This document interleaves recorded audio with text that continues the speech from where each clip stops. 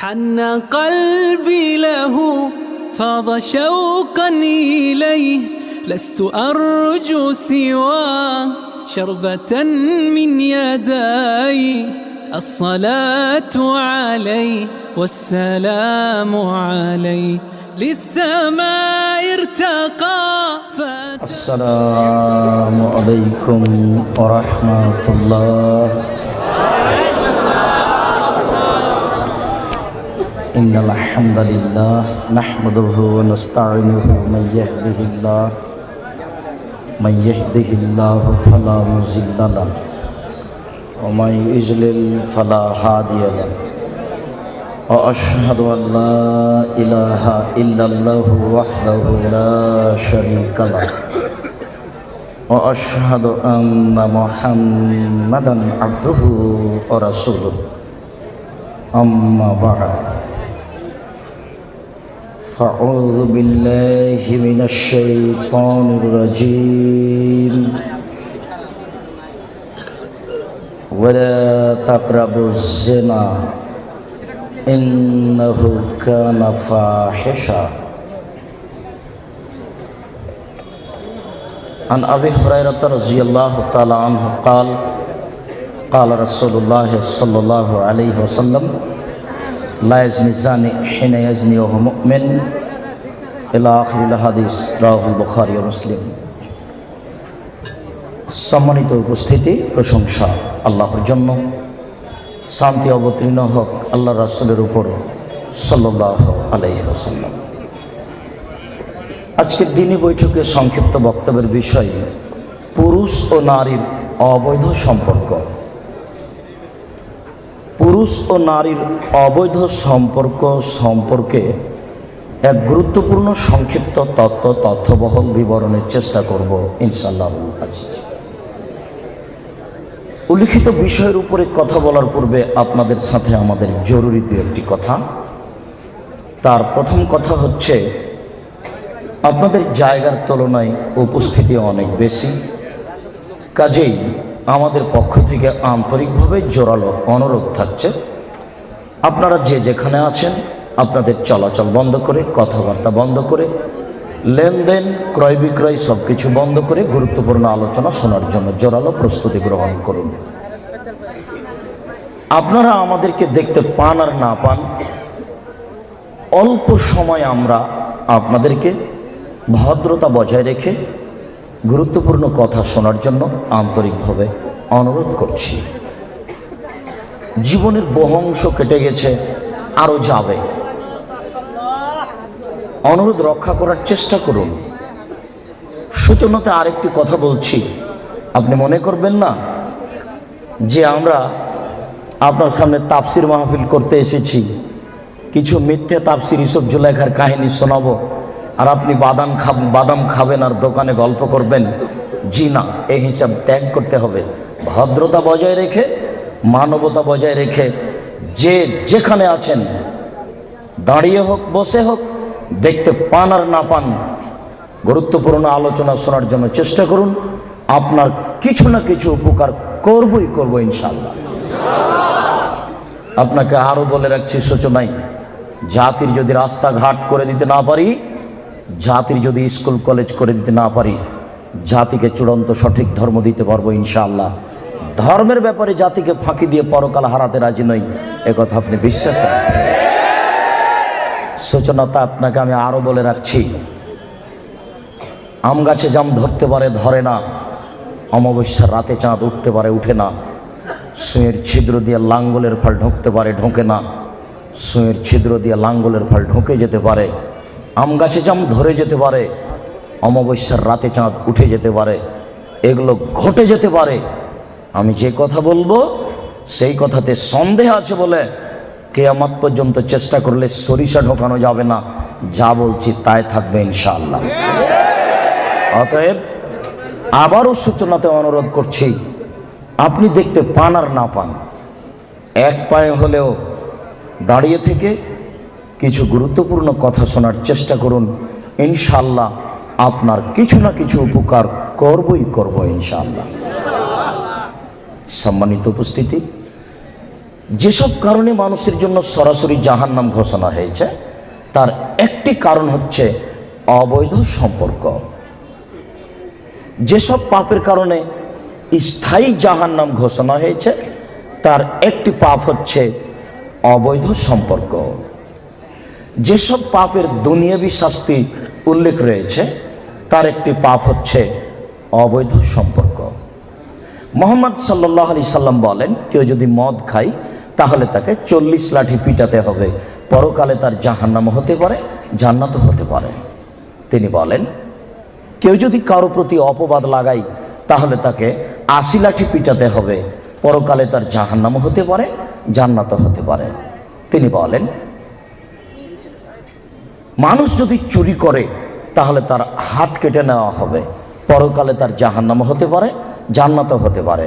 তিনি বলেন, মানুষ যদি অবিবাহিত অবস্থায় জেনায় লিপ্ত হয় তাহলে তাকে 100 লাঠি পিটিয়ে এলাকা থেকে 1 বছরের জন্য তাড়িয়ে দিতে হবে। তিনি বলেন, পুরুষ নারী যদি বিবাহের পরে অবৈধ সম্পর্কে লিপ্ত হয় তাহলে তাকে ইট ঢিল পাথর দিয়ে মেরে ফেলতে হবে, তার দুনিয়াতে বেঁচে থাকার কোনো সুযোগ নেই। সম্মানিত উপস্থিতি, আমরা এই বিষয়ে এক গুরুত্বপূর্ণ সংক্ষিপ্ত তথ্যবহুল বিবরণের চেষ্টা করব ইনশাআল্লাহুল আজিজ। আপনাদেরকে সূচনাতে আরও আমরা দু একটি কথা বলে রাখতে পারি, আপনাদের মনে রাখা ভালো হবে। আমি আব্দুর রাজ্জাক বিন ইউসুফ এদেশের মাটিতে বাংলা ভাষায়, উর্দু ভাষায়, আরবি ভাষায় যারা বক্তব্য পেশ করেন তাদের বক্তব্য আমি তদন্ত করে দেখেছি। আমার ভাঙাচুরায় যা আমি তদন্ত করেছি তাতে শতকরা 95 জন বক্তা তার বক্তৃতার অনেক অংশে মিথ্যা কথা বলছেন বলে আমার তদন্তের দাবি। যারা এদেশের মাটিতে তাফসির করছেন তাদের শতকরা 98 জন মুফাসসির তার তাফসিরের অনেক অংশে মিথ্যা কথা বলছেন বলে আমার তদন্তের দাবি। আমি বলি না আমার কথাই চূড়ান্ত এই অংশে, আপনিও তদন্ত করতে পারেন, এটা আপনার বেশিও হতে পারে, কমও হতে পারে। সূচনাতে আপনাকে আর একটি কথা বলে রাখছি, আমি আজ থেকে নিয়ে 18 বছর আগে বলেছি সাদ্দাদের কাহিনী মিথ্যে। এখন পর্যন্ত আমাকে কেউ বলেনি আব্দুর রাজ্জাক সাহেব সাদ্দাদের কাহিনী সত্য। শুধু তাই নয়, আমি বলেছি সাদ্দাদের কাহিনী কোথায় আছে এটা খুঁজে বের করুন। আছে কোথায়? তদন্ত পরে, ভালো মন্দ তদন্ত করবেন পরে, এটা ঠিক না বেঠিক এটা পরে। আছে কোথায় এই যে আগে তদন্ত করেন, 6 মাস সময় থাকলো। আছে কোথায়? শুনুন, মকসুদুল মুমিন বইয়ের একটা হেডলাইনটা হচ্ছে অবিবাহিত ছেলেমেয়ের পড়া নিষেধ। যেই দেখে সেই পড়তে চাই, আছেই বা কি বা আছে এখানে? সবারই মন চায় পড়তে। দেখা যাচ্ছে লেখা আছে, ভরা পেটে স্ত্রী মিলন হলে সন্তান ভ্যাংচা হয়, সফরের পূর্বে স্ত্রী মিলন ঘটলে ছেলে টেরা হয়, চন্দ্রগ্রহণে সূর্যগ্রহণে স্ত্রী মিলন হলে ছেলে কানা হয়। এইভাবে কথাগুলি লেখা আছে। মহান আল্লাহ বলেন, নিসাউকুম হারফুল লাকুম ফাতু হারসাকুম আন্না শিতুম। পৃথিবীর মানুষ, তোমাদের স্ত্রী তোমাদের জমি, তোমরা তোমাদের স্ত্রীর নিকটে আসো তোমাদের ইচ্ছা মতো। সকালেই কি, বিকেলেই কি, দুপুরেই কি, ভরা পেটেই কি, সফরের পূর্বেই কি, সূর্যগ্রহণ লাগলেই কি, আর চন্দ্রগ্রহণ লাগলেই কি, আমি আল্লাহ বলছি তোমাদের স্ত্রীর কাছে আসো তোমাদের ইচ্ছা মতো। অসম্ভব, এই কথা মিথ্যা। কিয়ামত পর্যন্ত সময় থাকলো। শুনুন, আপনাকে সতর্ক সাবধান করতে চাই সূচনাতেই, এদেশের মাটিতে ধর্মের নামে মিথ্যা কথা আছে, এটা আপনাকে মেনে নিতে হবে। তারপরে আপনি আগে বাড়েন, আপনি হক পাবেন ইনশাআল্লাহ। আপনি ধৈর্য ধারণ করুন, গরম হবেন না। গরমের ফল ভালো নয়। আমি যা বলছি এ নিয়ে এত তাড়াতাড়ি সিদ্ধান্ত নিয়েন না। আগে 2-3 মাস তদন্ত করেন কথা সত্য না মিথ্যা, তারপরে আগে বাড়বেন। তাৎক্ষণিক গরম হলে আপনার দ্রুত পরাজয় হবেই হবে। আপনি ধৈর্য ধারণ করুন, কিছু তদন্ত করুন, হয়তোবা কোনো এক অংশে আমার ভুল ধরতে পারেন, কেননা আমি মানুষ, ভুল হতেও পারে। আর তাৎক্ষণিক যদি তদন্ত, তাৎক্ষণিক যদি পদক্ষেপ নেন, আপনার অপমান সুনিশ্চিত।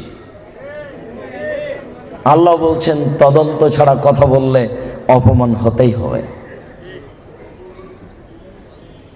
আচ্ছা, সূচনাতে আমরা আরো একটি কথা বলি। আল্লাহ তাআলা বলেন, এই ছেলে, তোমরা ওখানে দায়িত্ব পালন করছো, কথা বলতে পাবো না। তোমরা ভদ্রতা বজায় রেখে নিজের দায়িত্ব পালন করো। আপনারা যারা আছেন, আমি আবারও অনুরোধ করছি, দেখতে পান আর না পান, এক পায়ে হলে আপনি দাঁড়িয়ে কিছুক্ষণ অপেক্ষা করুন। আমি আপনার কাছে ভোট চাইতেও আসিনি, আপনার কাছে আমি কোনো তাফসির, মিথ্যা তাফসির করতেও আসিনি। আপনার কিছু না কিছু উপকার করবই করব ইনশাআল্লাহ। এই ছেলে, কষ্ট হলে অপেক্ষা করো এবং মানুষের সহযোগিতা করো। আর একজনকে পাশে সুন্দরভাবে দাঁড়াতেও বসতে দিন।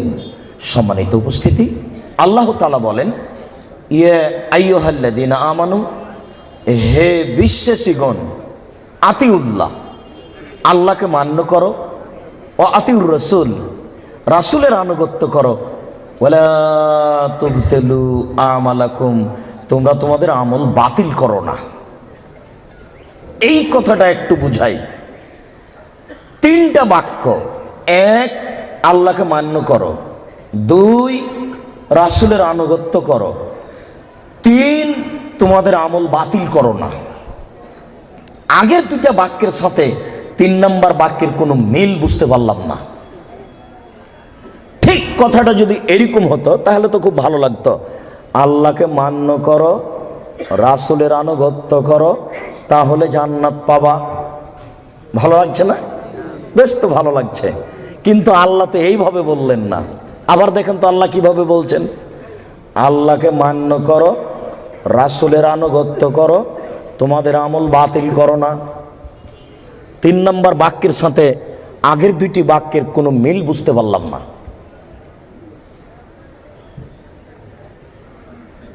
এই ছেলে, সম্মানিত মুরব্বী, আবার দেখুন তো এইদিকে, আল্লাহকে মান্য করো, রাসূলের আনুগত্য করো, তোমাদের আমল বাতিল করো না। আগের দুই বাক্যের সাথে শেষের বাক্যের কোনো মিল বোঝা গেল না। ঠিক মিল হতো এইভাবে, আল্লাহকে মান্য করো, রাসূলের আনুগত্য করো, তাহলে জান্নাত পাবা। ভালো মিল হচ্ছে না? কিন্তু এইভাবে আল্লাহ বলেননি। শুনুন, আল্লাহকে মান্য করো, রাসূলের আনুগত্য করো, এই দুইটাতে 19-20 হলে আমল বাতিল হবেই হবে। কাউকে বলা লাগবে না, বড় হুজুরের তদন্তের কোনো প্রয়োজন নেই। আপনি নিজেই যথেষ্ট। আপনার ইবাদত রাসূলের সঠিক হাদিসের সাথে মিল না খেলে আপনার আমল বাতিল হবেই হবে। শিরক মানুষের ধারণায় নেকির কাজ, বিদআত মানুষের ধারণায় নেকির কাজ। যখনই গাড়িটা কুমিল্লা থেকে ছুটেছে ঢাকা আসবে, তখনই বারবার ড্রাইভার বলছে কন্ট্রাক্টরকে, এই শোনো, ওই যে মাজার, ওখানে 10টা টাকা দাও, মাজারে 10টা টাকা দাও। ড্রাইভারের মাথায় কাজ করছে যে মাজারে 10টা টাকা দিলে আমার গাড়ি অ্যাক্সিডেন্ট হবে না। তাহলে এইটা তার ধারণায় ভালো কাজ, তাই নয় কি? তার একটা ধারণা যে মাজারে যে ব্যক্তি শুয়ে আছে ওই ব্যক্তি আমার গাড়িতে অ্যাক্সিডেন্ট হতে দেবে না। খুব বড় মানুষ।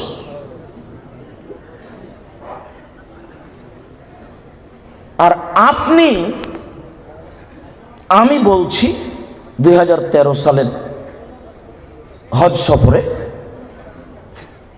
ঢাকা হাজি ক্যাম্পে ঢুকতেই দেখি একজন লম্বা উঁচু জোয়ান মানুষ, টুপি মাথায় দিয়ে আছে, চেয়ারে বসে আছেন, তিনি সবাইকে বলে দিচ্ছেন লাব্বাইক আল্লাহুম্মা লাব্বাইক লাব্বাইক লা শারিকা লাক লাব্বাইক ইন্নাল হামদা ওয়া নি'মাতা লাক ওয়াল মুলক লা শারিকা লাক।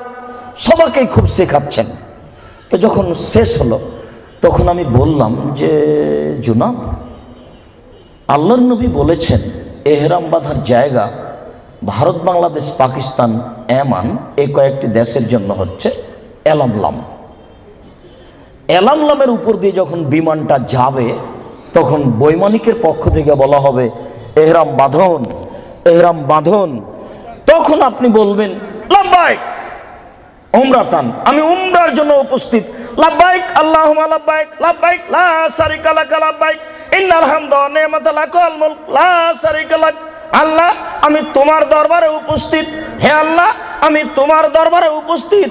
প্রশংসা তোমার, অনুগ্রহ তোমার, রাজত্ব তোমার, কোনো শরীক নাই তোমার। প্রশংসা তোমার, অনুগ্রহ তোমার, রাজত্ব তোমার, কোনো শরীক নাই তোমার। এই কথা তো বলতে হবে এলামলামে গিয়ে। তো এইখানে বলছেন যে, তখন উনি আমার উত্তরে বললেন বাড়ি থেকে বললেও চলবে। মুহাম্মদ সাল্লাল্লাহু আলাইহি সাল্লাম চয়ন করেছেন ভারত, বাংলাদেশ, পাকিস্তান, এমানের জন্য এলামলাম। আপনার হুজুর বললেন বাড়ি থেকে বাঁধলেও চলবে, এটা ভালো কাজ। শুনুন, যদি কথা রাসূলের সাথে মিল না খাই আমল বাতিল হবেই হবে। কাউকে বলা লাগবে না। সূচনার কথাটি আবার শুনুন। দুইটি বিষয়ে আমি অন্তত আজকে বিস্তারিত শোনাবো না। কেন? আপনার সাথে যে আমার কতটুকু ভালোবাসা তা আমি জানি না। এই জন্য আপনাকে খালি এইটুকু বলে গেলাম, আল্লাহকে মান্য করো, রাসূলের আনুগত্য করো, তোমাদের আমল বাতিল করো না। এর তথ্য আপনাকে বের করতেই হবে। মাছ দিয়ে ভাত খেলে কাঁটা ফেলে খান, মানে বুদ্ধি আছে। ধর্ম এমনিতেই মানবেন। এই দেশের মাটিতে প্রায় 3 লক্ষ মানুষের বানানো হাদিস আছে। আমার বাসায় আছে 10,000। টাকার গায়ে লেখা আছে চাহিবা মাত্র ইহার বাহককে দিতে বাধ্য থাকিবে। আমি আব্দুর রাজ্জাক 10,000 জাল জয়ীফ হাদিস দিতে বাধ্য থাকিব চাহিবা মাত্র। লক্ষ লক্ষ মিথ্যে তাফসির আছে। তার সূচনা স্বরূপ একটা বই আপনার হাতে দিয়েছি, বইটার নাম হলো তাফসির কি মিথ্যা হতে পারে। ওই বইয়ে যা তাফসির আছে সবই মিথ্যাই, একটা তাফসিরও সত্য নেই। এখানে তো আপনি কোরআন মাজিদ উপস্থিত করেননি, নইলে আপনাকে দেখাতাম। কোরআন মাজিদ শেষের দিকে, একটা পৃষ্ঠের শেষের দিকে ছোট্ট 4 লাইনের একটা দোয়া দিয়ে দেওয়া আছে, দোয়া খাতমিল কোরআন, উপরে হেডলাইন দেওয়া আছে, তারপর একটা দোয়া আছে। তার পরের পৃষ্ঠেই একবারে পুরোই 1 পৃষ্ঠা দোয়া দেওয়া আছে, দোয়া খাতমিল কোরআন, কোরআন তেলাওয়াতের শেষের দোয়া। 1 পৃষ্ঠার একটা বাক্য আল্লাহ রাসূলের নয়, মানুষের বানানো। কোনো অংশ যদি রাসূলের প্রমাণ হয়ে যায়, আমি জাতির সামনে আর কোনোদিন বক্তব্য দেব না। আজকে লালবাগ থেকেই শেষ। শুনুন,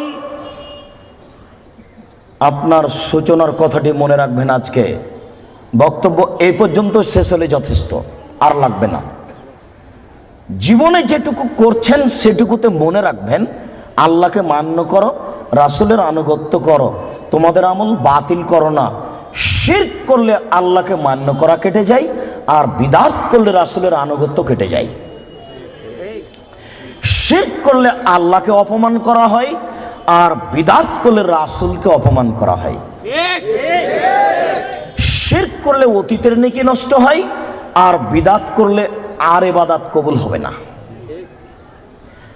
শিরক ঠেকায় পিছন দিককে, আর বিদআত ঠেকায় সামনের দিককে। বুঝাতে পারলাম না? শিরক করলে আল্লাহকে অপমান করা হয়, আর বিদআত করলে রাসূলকে অপমান করা হয়। বুঝাতে পারলাম না মনে হয়? না হয় আর একটু বলি। আমরা কথা বলছি তো, আমার চাচি, আমরা কথা বলছি তো টিকটিকে টিকটিক করলো। তখন আমার চাচি বলছে, এই তোরা ঠিক বলছিস, ঠিক বলছিস, এই যে টিকটিকি টিকটিক করছে। আরে আশ্চর্য, টিকটিকি একটা প্রাণী, ও একটা প্রাণী, আমি কথা বলছি ও ঠিক বললাম, টিকটিকির কথাই এটা হতে পারে কি করে? আমার চাচি বলছে, বেটা, চাঁপাইনবাবগঞ্জের ভাষা, বেটা খবরদার জামা কলা খায়ও না, জোড়া কলা খেও না, জোড়া কলা খেলে যমজ সন্তান হবে। আমরা জানি যমজ সন্তান দিতে পারে কে? আল্লাহ। আমার চাচি বলছেন যে যমজ সন্তান দিতে পারে কলা, এরই নাম শিব। এই ছেলে, তুমি হাসবা না কোনো কথাই, আর আমার কথার এভাবে সাড়া দেবা না, ঠিক এই সেই এগুলো আমি চাইনি। প্রত্যেকটা কথা ধরে রাখতে হবে তোমাকে। তুমি দাঁড়িয়ে থাকো, পাখি যেন মনে করে তুমি পাথর, নড়াচড়া করবে না। এক একটা বাক্যের মূল্য 1 কোটি টাকা, এটা মনে করতে হবে। তাছাড়া তুমি এই কষ্ট করে দাঁড়িয়ে থাকতে পারবে না। আবারও বলছি, আমি ওইরকম কোনো তাফসির মাহফিলে আসেনি যে আপনি বাদাম খাবেন আর ঘুরবেন আর আমি কথা বলবো। এই ছেলে, তোমার বাপকে বলি, ওই যে দোকানে বসে আড্ডা পিটছে যেই ছেলেটা, ওটা তোমার ভাই। তোমার বাপকে বলে দিও, আব্বু তাহাজ্জুদ পড়ে জান্নাত কিনে নেন। অসম্ভব, তোমার বাপ তাহাজ্জুদ পড়ে জান্নাত পাবে না। ভুল সিদ্ধান্ত, তোমার বাপ তাহাজ্জুদ পড়ে জান্নাত পাবে না। তোমার ভাই দোকানে বসে আড্ডা পিটে আর তোমার বাপ তাহাজ্জুদ পড়ে, ধর্মকে পাগল পেয়েছ? অসম্ভব, সিদ্ধান্ত পরিবর্তন করতে বলো তোমার বাপকে। ক্ষমতার নাম বিবাহ। আল্লাহ রাসূল বলেছেন, পৃথিবীর মানুষ তোমরা বিবাহ করো না। হে যুবক দল, বিবাহ করলে ক্ষমতা লাগে, ক্ষমতা ছাড়া বিবাহ করো না। যদি ক্ষমতা না থাকে তাহলে রোজা থেকে থেকে থেকে থেকে যৌবনকে ধ্বংস করো, বিবাহ করো না। এই ছেলে, তোমার ভাই দোকানে বসে আড্ডা পিটে আর জবাব আমি দেব? তোমার বাপকে জবাব দিতে বলিও, তাহাজ্জুদ পড়ে জান্নাত কিনতে হবে না, আগে ছেলে ঠিক করতে হবে তারপরে। এই ছেলে, ওই যে তোমার বোন এখনো ল্যাংটা হয়ে ওখানে দাঁড়িয়ে আছে দোকানের সামনে, কাপুরুষ, জবাব আমি দিব কেন? তোমার বাপকে জবাব দিতে বলিও বিচারের মাঠে। তুমি ভেবেছ কি বিচারের মাঠকে তুমি এত সহজ মনে করো? বিচার যেদিন আরম্ভ হবে সেই দিন আল্লাহ প্রথমে বলবেন, আল ইয়াউমা লা তামলিকু নাফসুন লিনাফসিন শাইআ ওয়াল আমরু ইয়াওমাইযিন লিল্লাহ। আজ কোনো মানুষ কোনো মানুষের কোনো উপকার করতে পারবে না, একচ্ছত্র মালিকানা আমার হাতে থাকবে। আমি আল্লাহ বলছি, আজকে কোনো মানুষ কোনো মানুষের কোনো উপকার করতে পারবে না। এই কথা বলার পরে 7 আকাশকে ডান হাতে ধরে ঝাঁকি মারবেন, 7 জমিনকে বাম হাতে ধরে ঝাঁকি মেরে বলবেন, আইনাল জব্বার আইনাল মুতাকাব্বির আনা মালিকুল আমলাক। স্বৈরাচারী, স্বেচ্ছাচারী, অহংকারী, বদমেজাজিরা কোথায়? আমি হচ্ছি রাজাধিরাজ। এখন বিচার আরম্ভ হচ্ছে। তুমি মনে করো কি তোমার বাপকে তাহাজ্জুদ পড়ে জান্নাত কিনতে নিষেধ করো? তোমার বাপ জান্নাত পাবে না, এই কথা মুহাম্মদ সাল্লাল্লাহু আলাইহি ওয়াসাল্লাম 1450 বছর পূর্বে বলেছেন। তোমার বোন ওখানে দাঁড়িয়ে ধর্ম দেখাই, তোমার বাপ তাহাজ্জুদ কিনবে পড়ে জান্নাত কিনবে কেন? কেন কিনবে? আল্লাহ রাসূল বলেন, ওয়ার রাজুলু সাইয়্যিদ, স্বামী হচ্ছে কর্তা, ওয়াল মারাতু সাইয়্যিদা, স্ত্রী হচ্ছে কর্ত্রী। নিজের কাজ করে যে তাকে বলে কর্মী, অপরের কাজ দেখে যে তাকে বলে কর্তা। নিজের কাজ করে যে তাকে বলে কর্মী, অপরের কাজ দেখে যে তাকে বলে কর্তা। আল্লাহ রাসূল বলছেন, ওর রাজুলু সাইয়্যিদ, স্বামী হচ্ছে কর্তা, ওয়াল মারাতু সাইয়্যিদা, স্ত্রী হচ্ছে কর্ত্রী। এই ছেলে, তোমার বাপ কিসের কর্তা? কি কর্তা? কি পেয়েছো? তোমার বাপ কি মনে করে? তোমার বাপ তাহাজ্জুদ পড়ে জান্নাত কিনতে চাই? অসম্ভব। তুমি শুনে রেখো, আমি অনুবাদক। মুহাম্মদ সাল্লাল্লাহু আলাইহি ওয়াসাল্লাম বলেছেন, 3 শ্রেণীর মানুষ জান্নাতে যাবে না, তার মধ্যে তোমার বাপ আছে। 3 শ্রেণীর মানুষ জান্নাতে যাবে না, আমি অনুবাদক। 3 শ্রেণীর মানুষ জান্নাতে যাবে না। 1, মদমিনুল খামর, যারা নিয়মিত বিড়ি, তামাক, জর্দা, সিগারেট, গুল, নেশাদার দ্রব্য খায়, পান করে, তারা জান্নাতে যাবে না। 2, আর রাজালাতু মিনান নিসায়ে, পুরুষের বেশধারী নারী, যারা পুরুষের জুতা স্যান্ডেল পরে, যারা পুরুষের শার্ট প্যান্ট পরে, যারা পুরুষের পোশাক পরে, যারা মাথার চুল ছোট করে, সামনের চুল ছোট করে, তারা জান্নাতে যাবে না। 1450 বছর পূর্বে আল্লাহর নবী এই কথা বলেছেন, আমি অনুবাদক। 3 ও দায়ুস, তোমার বাপ আল্লাযী ইকরু ফি আহলি আল খাবাসা, যে তার বাড়িতে বেহায়াইর সুযোগ দিয়েছো জান্নাতে যাবে না। যে তার বাড়িতে বেহায়াইর সুযোগ দিয়েছো জান্নাতে যাবে না। যে তার বাড়িতে বেহায়াইর সুযোগ দিয়েছো জান্নাতে যাবে না। কি দেখাতে চাচ্ছ তুমি? শোনো, তোমার বোন পায়জামা পরে আছে, গেঞ্জি জাতীয় পায়জামা, ওই যে নিচের দিক চিকন হয়ে আছে, উপর দিক মোটা হতে হতে হতে হতে তোমার বোনের রান এতখানি মোটা হয়ে আছে। তোমার বাপ দেখে না? ধর্মকে পাগল পেয়েছো বেটা? ধর্ম পাগল কিছু তুমি মনে করো? অসম্ভব। আমি অনুবাদক, না হয় আবার অনুবাদ করছি, তুমি শোনো। সম্মানিত মুরব্বী, আমি আবার অনুবাদ করছি, শুনুন। তিনি বলেন, সালাসা, 3 শ্রেণীর মানুষ আছে, লা ইয়াদখুলুনাল জান্নাহ আবাদা, তারা কখনো জান্নাতে যাবে না। 1, মদমিনুল খামর, যারা নিয়মিত বিড়ি, তামাক, জর্দা, সিগারেট, গুল, নেশাদার দ্রব্য খায়, পান করে, তারা জান্নাতে যাবে না। 2, আর রাজলাতু মিনান নিসায়ে, পুরুষের বেশধারী নারী, যারা পুরুষের জুতা স্যান্ডেল পরে, যারা পুরুষের শার্ট প্যান্ট পরে, যারা পুরুষের পোশাক পরে, তারা জান্নাতে যাবে না। মুহাম্মদ সাল্লাল্লাহু আলাইহি সাল্লাম বলেছেন, আমি অনুবাদক। 3, ও দায়ুস। দায়ুস কে? আল্লাযী ইকরু ফি আহলি আল খাবাসা, যে তার বাড়িতে বেহায়াইর সুযোগ দিয়েছে, সে জান্নাতে যাবে না। তোমার মা দিনরাত ছোট ব্লাউজ পরে, শাড়ি পরে বাজারে ঘুরে, তোমার বাপ তাহাজ্জুদ পড়ে, ধর্মকে পাগল পেয়েছে তোমার বাপ। তোমার মা ছোট ব্লাউজ পরে থাকে, এই বাহু থেকে নিয়ে কবজি পর্যন্ত এটুকু ফাঁকা আছে কাপুরুষ, এটুকু কে দেখবে? তোমার বাপকে এটুকু মহল লাগেনি? এটুকু তোমার বাপ ফিরে রেখেছে? তোমার মা ছোট ব্লাউজ পরে থাকে, জনগণ পেট পিট দেখে, কে দেখবে এটুকু? তোমার চাচা না জ্যাঠো না দেশবাসী? তোমার বাপ দায়ুস, তোমার বাপের বিবাহ করা ঠিক হয়নি। বিবাহ করলে ক্ষমতা লাগে। ক্ষমতা মানে চোখ যেভাবে ঘুরে, বউ সেভাবে চলে, এর নাম ক্ষমতা। ক্ষমতা মানে চোখ যেভাবে ঘুরে, ছেলে মেয়ে সেভাবে চলে, এর নাম ক্ষমতা। রাত 11টার সময় ছেলে বাড়িতে ঢুকেছে, এই তুই রাত 11টার সময় বাড়ি আসলি কেন? ব্যাপারটা কি? বলিনি মাগরিবের পরে কোথাও থাকা যাবে না, দাঁত ভেঙে দেবো একেবারে। আমি তোর বাপ বলছি, এর নাম ক্ষমতা। জবাব আমি দিব? কেন আমি দিব? মুহাম্মদ সাল্লাল্লাহু আলাইহি সাল্লাম কোনোদিন বলেননি, এই ছেলে তোমার বয়স 7 বছর নামাজ পড়ো, এই ছেলে তোমার বয়স 7 বছর নামাজ পড়ো, এইভাবে তিনি কোনোদিন বলেননি। তিনি বলেননি, এই ছেলে তোমার বয়স 10 বছর নামাজ পড়ো, নাহলে তোমাকে পিটাবো। এই কথা তিনি কখনো বলেননি। তিনি বলেছেন, মুরু আওলাদাকুম বিসসালাত আহম আবনাউ সাবে সিনিনা, পৃথিবীর পিতা তোমরা তোমাদের ছেলেকে নামাজ পড়তে বলো যখন তার বয়স 7 বছর। ওয়াজরিবুহুম আলাইহা আহম আবনা আশরি সিনিনা, তোমরা তোমাদের ছেলে মেয়েকে নামাজ পড়তে বলো পিটিয়ে যখন তার বয়স 10 বছর। এই ছেলেটার বয়স 15 বছর নামাজ পড়ে না, বলেন তার বাপ আছে? বলেন দেখি যে তার বাপ আছে? কাপুরুষকে আমরা বাপ বলি না। জবাব আমি দিব কেন? তোমার বাপকে তাহাজ্জুদ পড়ে জান্নাত কিনতে বলিও। আমি কথা এখনো বুঝাতে পারিনি, আবারও বলি, আল্লাহর নবী কি কোনোদিন কোনো ছেলেকে বলেছেন যে তুমি নামাজ পড়ো? কোনো 10 বছরের বাচ্চাকে কি আল্লাহ নবী বলেছেন যে তুমি নামাজ না পড়ো নইলে পিটাবো?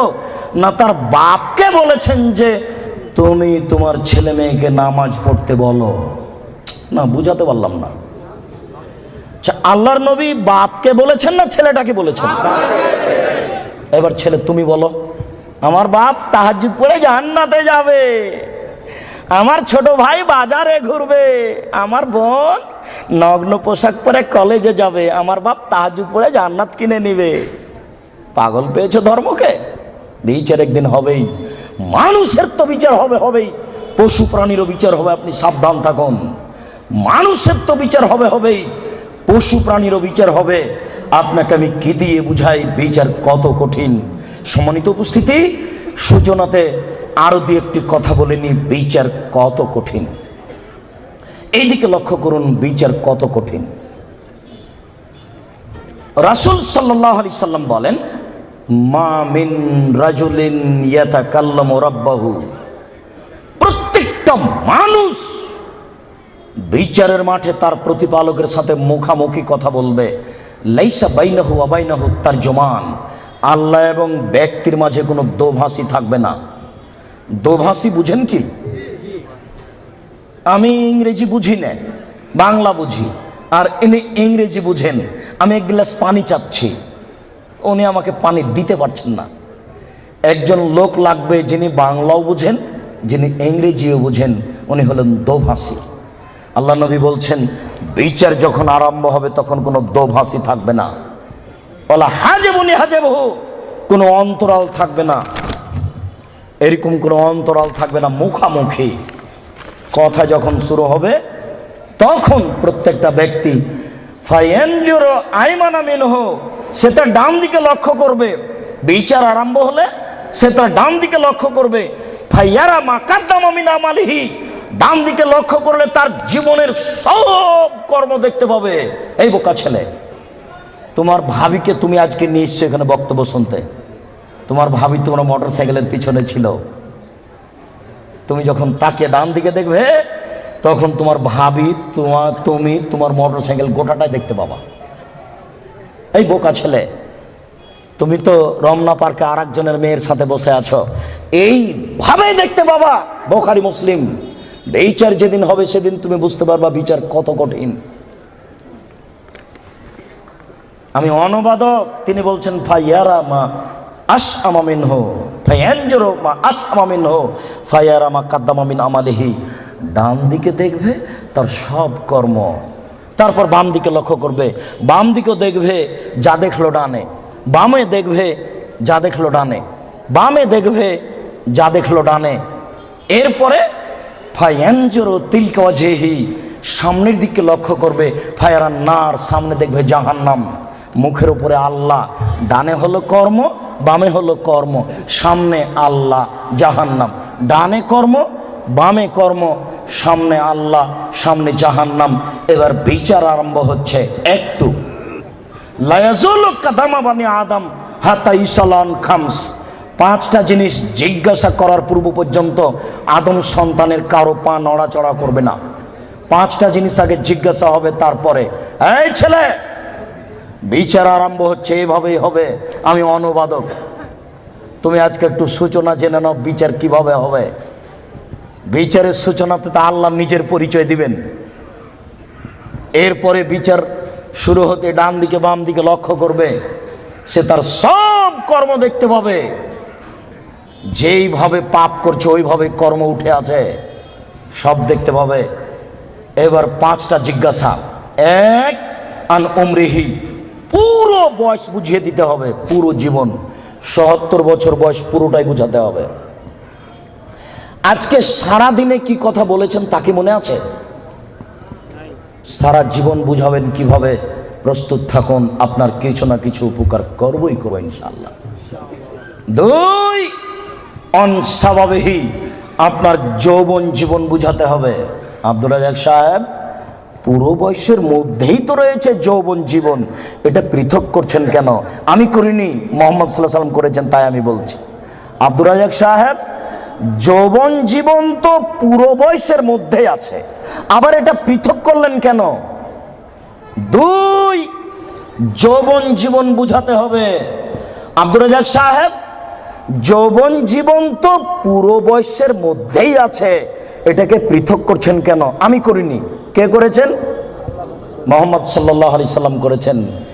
এই ছেলে, যৌবন জীবন যে কত বিষাক্ত তোমাকে আমি কি দিয়ে বুঝাই। ছেলে যখন 4 বছরের, মা তখন চুমা খায়, আদর করে, আব্বু আব্বু। আবার ছেলে যখন 12, 14, 15 বছরের, তখন বাড়িতে আসতেই মায়ে বলে, আব্বু তোমার জন্য ভাত শোকেজে সাজিয়ে রেখেছি। তখন ছেলে বলে, খাবো না। না আব্বু খাও খাও। না আমি খাবো না, এই তরকারিতে ভাত খাবো। আব্বু খাও খাও খাও। এবার ছেলে যখন বয়স 20-24 হয়েছে, তখন মায়ে বলছে, কি করে খাবি, কি করে খাবি, বসে আছিস বসে আছিস, তো দাঁত ভেঙে দিবি। আরে ব্যাপারটা কি? 4 বছর মা কি করছিলেন? চুমা খাই। 15 বছর 20 বছর মা এরকম বলছে। এবার 20-24 যখন হয়ে গেছে, তখন মার কেন জানি সহ্য করে না। মাও বলছে ছেলেকে ইনকাম করা লাগবে। মাই যদি বলে যে তোর দাঁত ভেঙে দেবো, তাহলে বউ কি বলবে?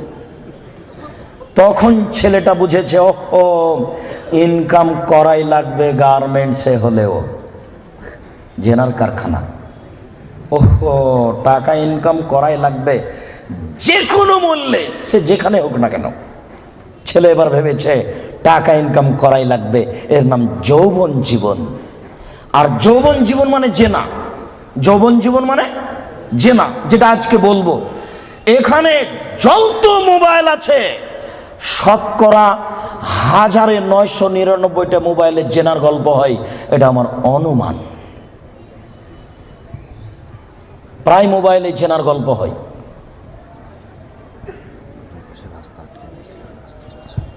যৌবন জীবনে মানুষ দুইটা বিপাকে পড়ে।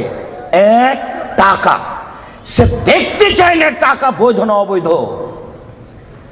দুই, দেখতে চায় না সে মান সম্মান, জাহান্নাম কি জান্নাত, বাপ মায়ের মান সম্মান যাবে কি যাবে না।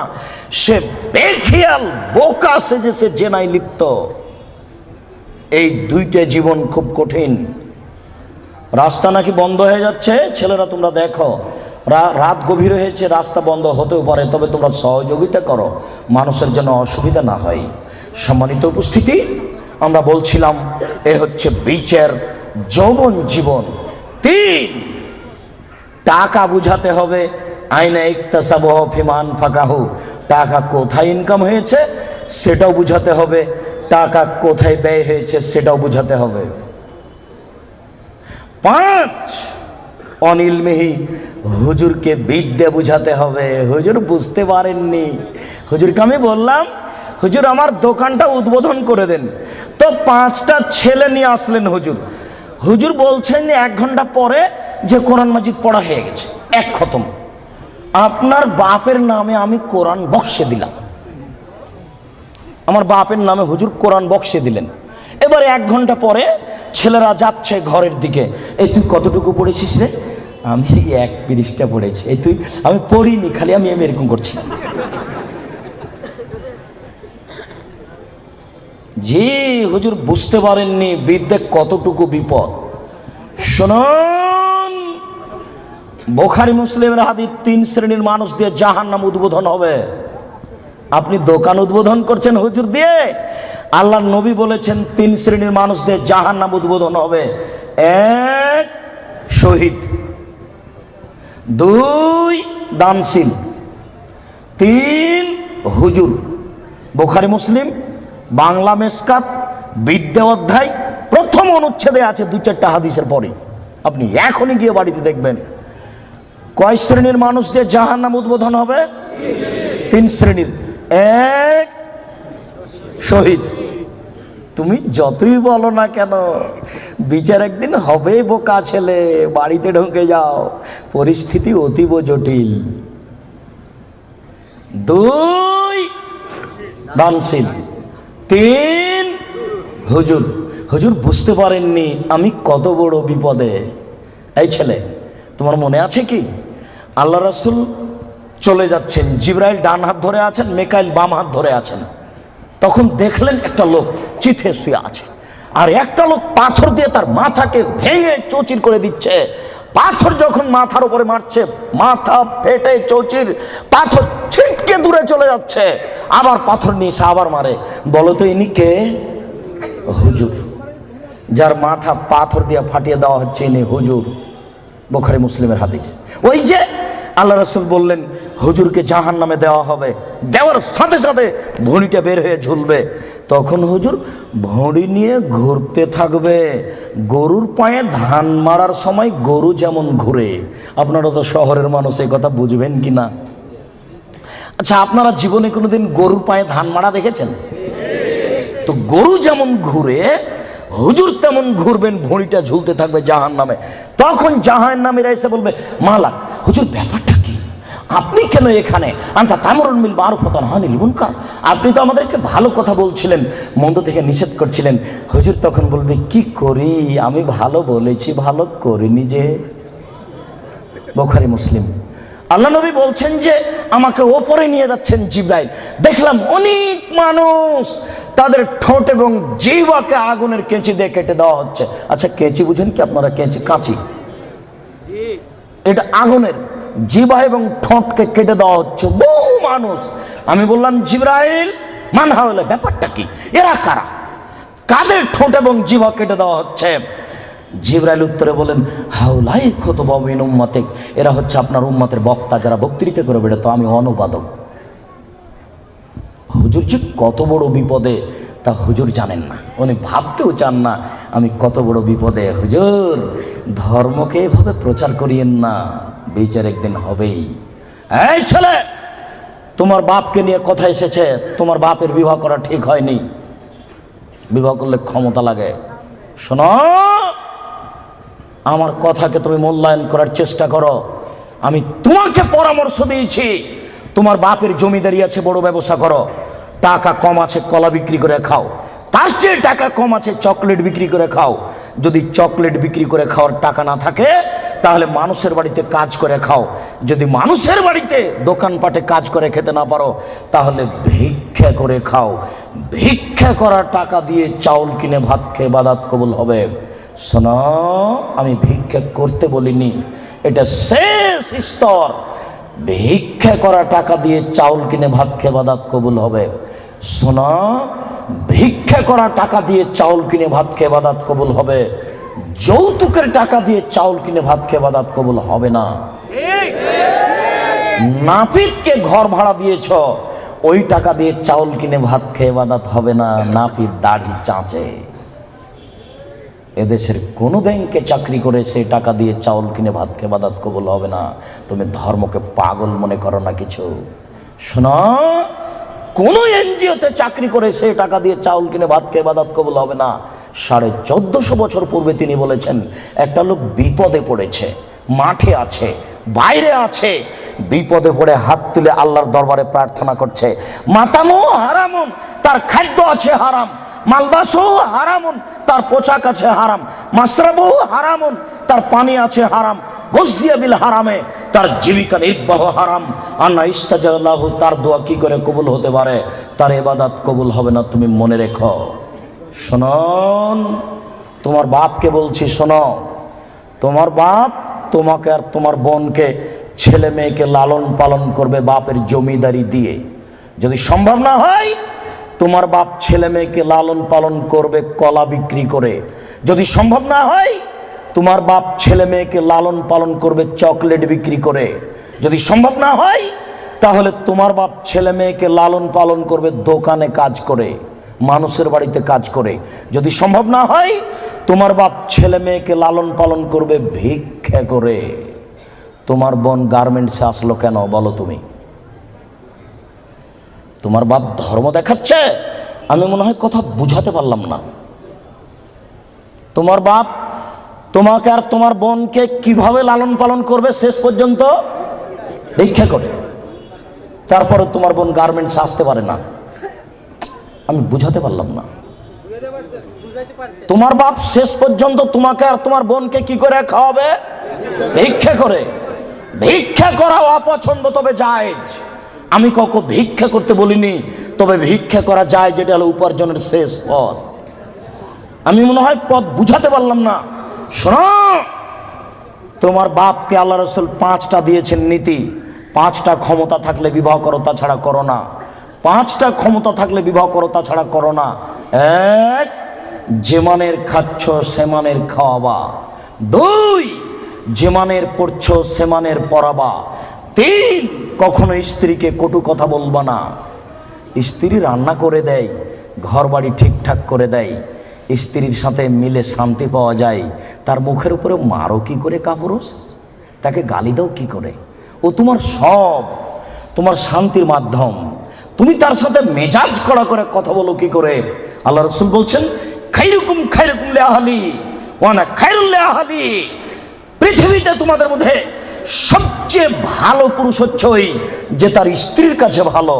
আমি মুহাম্মদ সাল্লাল্লাহু আলাইহি সাল্লাম আমার স্ত্রীর কাছে আমি ভালো। বহুত কামিনা পুরুষ হচ্ছে ওই যে স্ত্রীর কাছে খারাপ। আপনি স্ত্রীকে গালি দেবেন কেন? আপনি স্ত্রীকে কটু কথা বলবেন কেন? কেন আপনি স্ত্রীকে কটু কথা বলবেন? কখনো না। ওর বুদ্ধি কম।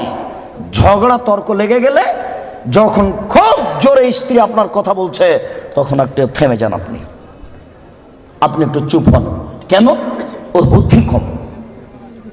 আপনি যদি মনে করেন আমি তার চেয়ে বেশি কথা বলবো, তাহলে আপনার বুদ্ধি কম। আল্লাহ নবী বলেছেন কার বুদ্ধি কম? মহিলার।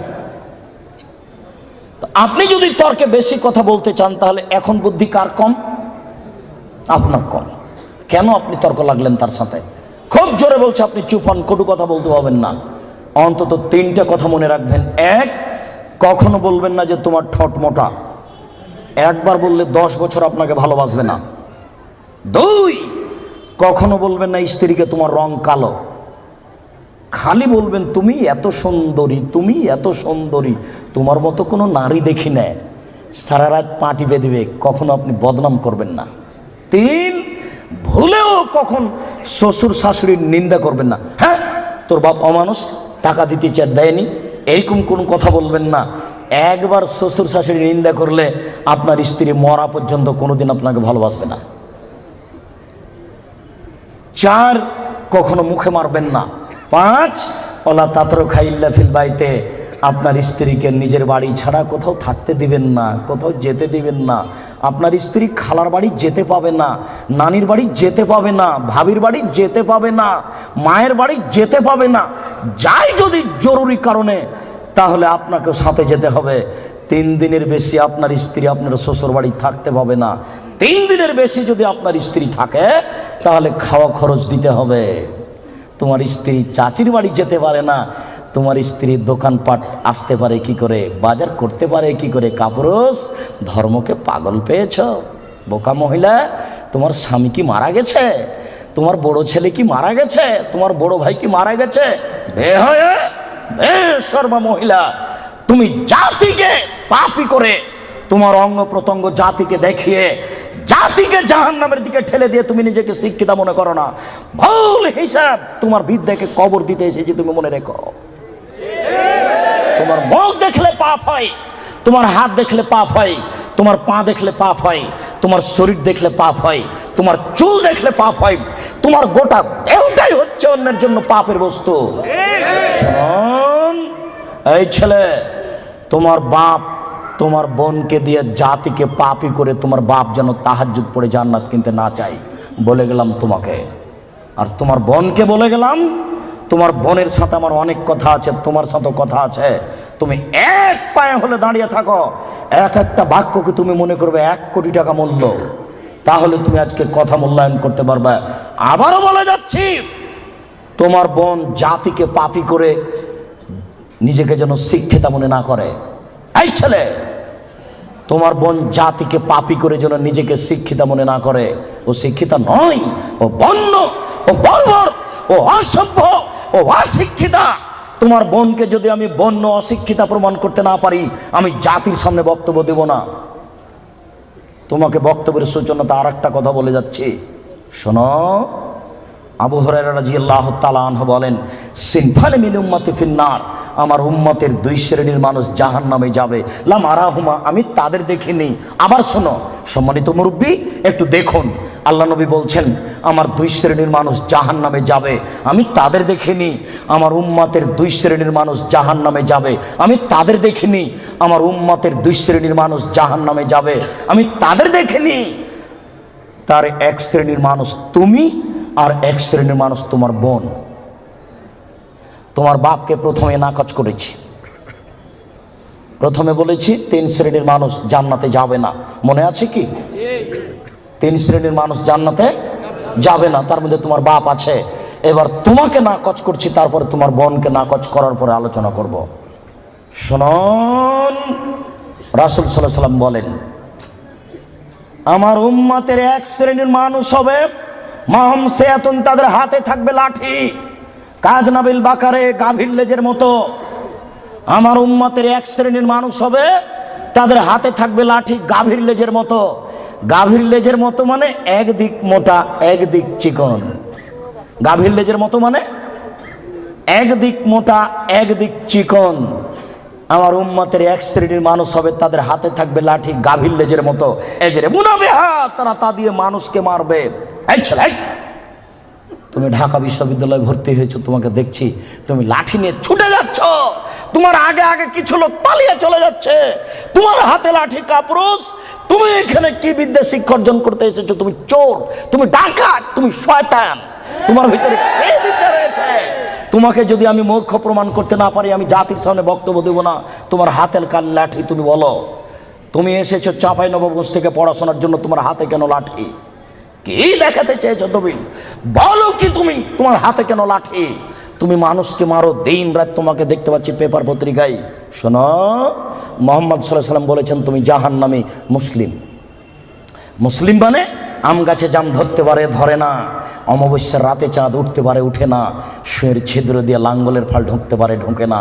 সুঁয়ের ছিদ্র দিয়ে লাঙ্গলের ফাল ঢুকে যেতে পারে, আম গাছে জাম ধরে যেতে পারে, অমাবস্যার রাতে চাঁদ উঠে যেতে পারে, এগুলো ঘটে যেতে পারে। যেই কথা বলছি সেই কথাতে সন্দেহ আছে বলে কিয়ামত পর্যন্ত চেষ্টা করলে সরিষা ঢোকানো যাবে না। যা বলছি তাই থাকবে, তার নাম মুসলিম। তোমার হাতে কেন লাঠি? তুমি জাহান্নামী। এই কথা মুহাম্মদ সাল্লাল্লাহু আলাইহি ওয়াসাল্লাম 1450 বছর পূর্বে বলেছেন। তোমার কথা শেষ করলাম, এবার তোমার বোন দেখো, আমি অনুবাদক। দেখো তো, মনে হচ্ছে যে তোমাকে আর তোমার বোনকে আর তোমার মাকে দেখে দেখে আল্লাহ নবী বলছেন, অথচ আল্লাহ নবী বলছেন যে ওরা জাহান্নামী, ওদের আমি দেখিনি। ওরা জাহান্নামী, ওদের আমি দেখিনি। ওরা জাহান্নামী, ওদের আমি দেখিনি। 2, নিসাউন, মহিলা, কাশে এতন, কাপড় পরে থাকবে, আর এতন, উলঙ্গ। দেখো তো তোমার বোনের সাথে মিল খাই কিনা। আমি আবার অনুবাদ করি। নিসাউন, মহিলা, কাশে এতন, কাপড় পরে থাকে, আর এতন, উলঙ্গ। কাপড় পরে উলঙ্গ হয়, এ কথা মুহাম্মদ সাল্লাল্লাহু আলাইহি ওয়াসাল্লাম বলছেন। তুমি এখন বুঝো সেটা কেমন। তুমি দেখতে পাও না, একটু আগে সূচনাতে বললাম, তোমার বোনের গেঞ্জি জাতীয় পায়জামাটা তুমি দেখো না, তোমার বাপ দেখে না। বাপ বেটা কি লজ্জা বেঁচে খেয়েছ? তোমার বোন কি লজ্জা বেঁচে খেয়েছে? শোনো, তাহাজ্জুদের নাম ঈমান নয়। শোনো, হজের নাম ঈমান নয়, লজ্জার নাম ঈমান। আল্লাহ রাসূল বলছেন, আল হায়া মিনাল ঈমান ওয়াল ঈমান ফিল জান্নাহ। লজ্জাই হচ্ছে ঈমান, ঈমানই হচ্ছে জান্নাত। লজ্জাই হচ্ছে ঈমান, ঈমানই হচ্ছে জান্নাত। লজ্জাই হচ্ছে ঈমান, ঈমানই হচ্ছে জান্নাত। লজ্জা নেই যার, ঈমান নেই তার। লজ্জা নেই যার, ঈমান নেই তার। ঈমান নেই যার, জান্নাত নেই তার। ঈমান নেই যার, জান্নাত নেই তার। ঈমান নেই যার, জান্নাত নেই তার। লজ্জা নেই যার, ঈমান নেই তার। আমি অনুবাদক। 1450 বছর পূর্বে মুহাম্মদ সাল্লাল্লাহু আলাইহি ওয়াসাল্লাম কথা বলেছেন। এই ছেলে, তুমি তো তাফসির মাহফিল দিন রাত শুনে শুনে, আর ওই কণ্ঠ শুনে কি যে বলছে হুজুর, খালি বলে চলে যাচ্ছে কণ্ঠ সুরে, কেউ কিছু বুঝতে পারি না। 3 ঘন্টা তাফসির করার পরে হুজুর বলছেন যে এই আয়াতের তাফসির করতে আরো 2 দিন লাগবে। তারপরে বাড়ি যাওয়ার সময় সবাই বলছে বাপের বেটা আছে, বলতে পারে। বললো কি? বললো জি, সেই তো কি যে বললো। আমি কিন্তু রাজশাহী চাঁপাইনবাবগঞ্জের মানুষ, আমার দন্তাস তালে বসা, তালে বসা, তালে বসা। কাজে আপনি খুব ভদ্রতা বজায় রেখে একটু 19-20 হলেও আপনি বুঝার চেষ্টা করবেন। তবে আমি প্রাণপণে চেষ্টা করছি আপনাকে বোঝানোর জন্য। আমি আপনার কিছু না কিছু উপকার করবই করবো ইনশাআল্লাহ। আপনি খালি একটু ধৈর্য ধারণ করুন। ইচ্ছা করলেই সময় বের করা যায় না। 5 মাস থেকে এই সময়টা ঠিক করা হয়েছে, তবু কত ঠেলাঠেলি, এই দিনের উপরে যে কত আঘাত আসলো, তারপরও চলে এসেছিল। তার মানে এটা তাকদির। একটু মূল্যায়ন করেন, কাজ তো আপনার অনেক আছে। এই ছেলে, ওই যে 5 তলা বাড়িতে, ওই যে ওরা স্বামী স্ত্রী এখন পতিতালয়ের মেয়েকে নিয়ে বসে আছে টিভিতে, তো তুমি আর আমি ঠেকাতে পারছি? কি ঠেকানোর আছে? তুমিও যাও, যে বসে থাকো, কিছু করার নেই। এসেছ, একটু ধৈর্য ধারণ করো। গল্প করবো না, নড়াচড়া করবো না, দোকান বন্ধ করো। ইচ্ছা করলে সময় বের করা যায় না। একটু ধৈর্য ধারণ করো, জীবনে কিছু করার চেষ্টা করো। তুমি মানুষ, বিচারের মাঠে পশুর বিচার হবে না। আব্দুর রাজ্জাক সাহেব বলেছেন, মানুষের তো বিচার হবে, পশু প্রাণীরও বিচার হবে। পশু প্রাণীর বিচার মানে ওখানেই শেষ। একটা সিংওয়ালা ছাগল যদি একটা অসিংওয়ালা ছাগলকে গুতা মেরে থাকে, তা আল্লাহ রসুল বলছেন আল্লাহ তাআলা অসিংওয়ালা ছাগলকে সিং দিয়ে বলবেন, এই সে ছাগল তোমার সিং দিয়ে দিয়েছি, তুমি এখন গুতা মেরে না। তারপরে বিচার শেষ। তার জাহান্নাম জান্নাত নেই। মানুষের জাহান্নাম জান্নাত আছে। একটু ধৈর্য ধারণ করুন, বোকামির পরিচয় দিয়েন না। ইচ্ছা করলেই সময় বের করা যায় না, আপনি কথাকে মূল্যায়ন করুন। এই ছেলে, কথা শেষ করছি অংশে, তুমি শোনো। তুমি জাহান্নামী, এ কথা আল্লাহর নবী বলেছেন। তোমার হাতে লাঠি, গাভীর লেজের মতো তুমি মানুষকে মারো। তোমার বোন জাহান্নামী। তোমার বোনকে আল্লাহ নবী বলছেন নিসাউন, মহিলা, কাসিয়াতুন, কাপড় পরে থাকে, আর ইয়াতুন, উলঙ্গ, মমিল হাতুন, ওরা পুরুষকে নিজের দিকে আকৃষ্ট করে। ওই যে দেখো তোমার বোন এখনো ওই যে যাচ্ছে, ঠোঁটে লিপস্টিক দেওয়া আছে। ওকে বলো যে তোমার নাম কি? ও বলে নাকি যে আমার নাম অলকা, আমার বাপের নাম গৌতম গুপ্ত, বলে নাকি? ওকে হিন্দুর মেয়ে, তোমরা বাপ কি জবাব দিবে? তোমার বাপকে তাহাজ্জুদ পড়ে জান্নাত কিনতে বলিও কাপুরুষ।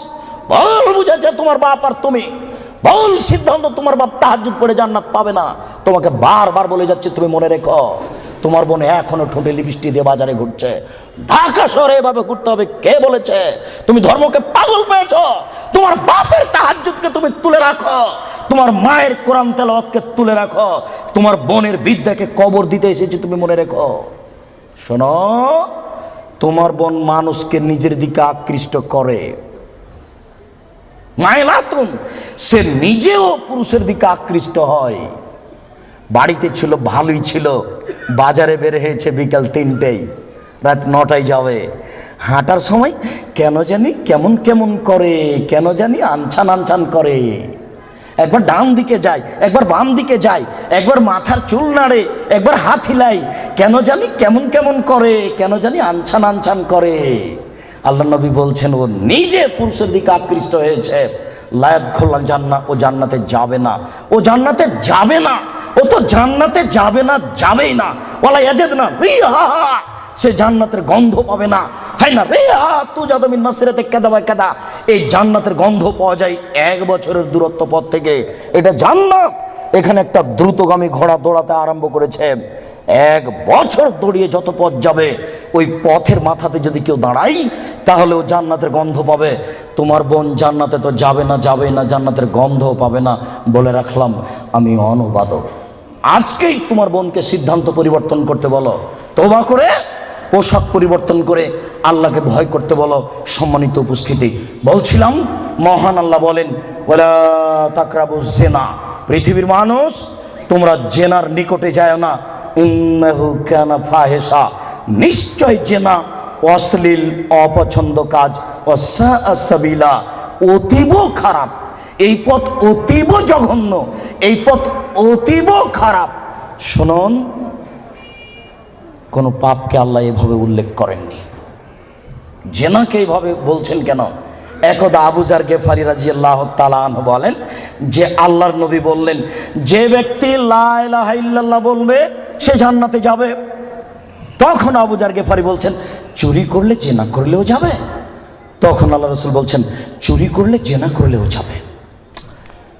আল্লাহ আবু যার গেফারি বলছেন, চুরি করলে জেনা করলেও যাবে?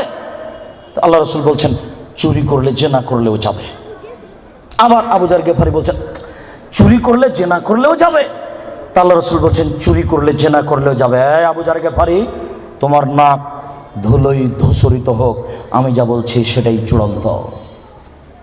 শুনুন, জেনা সিরিয়ালে 5 নম্বর পাপ।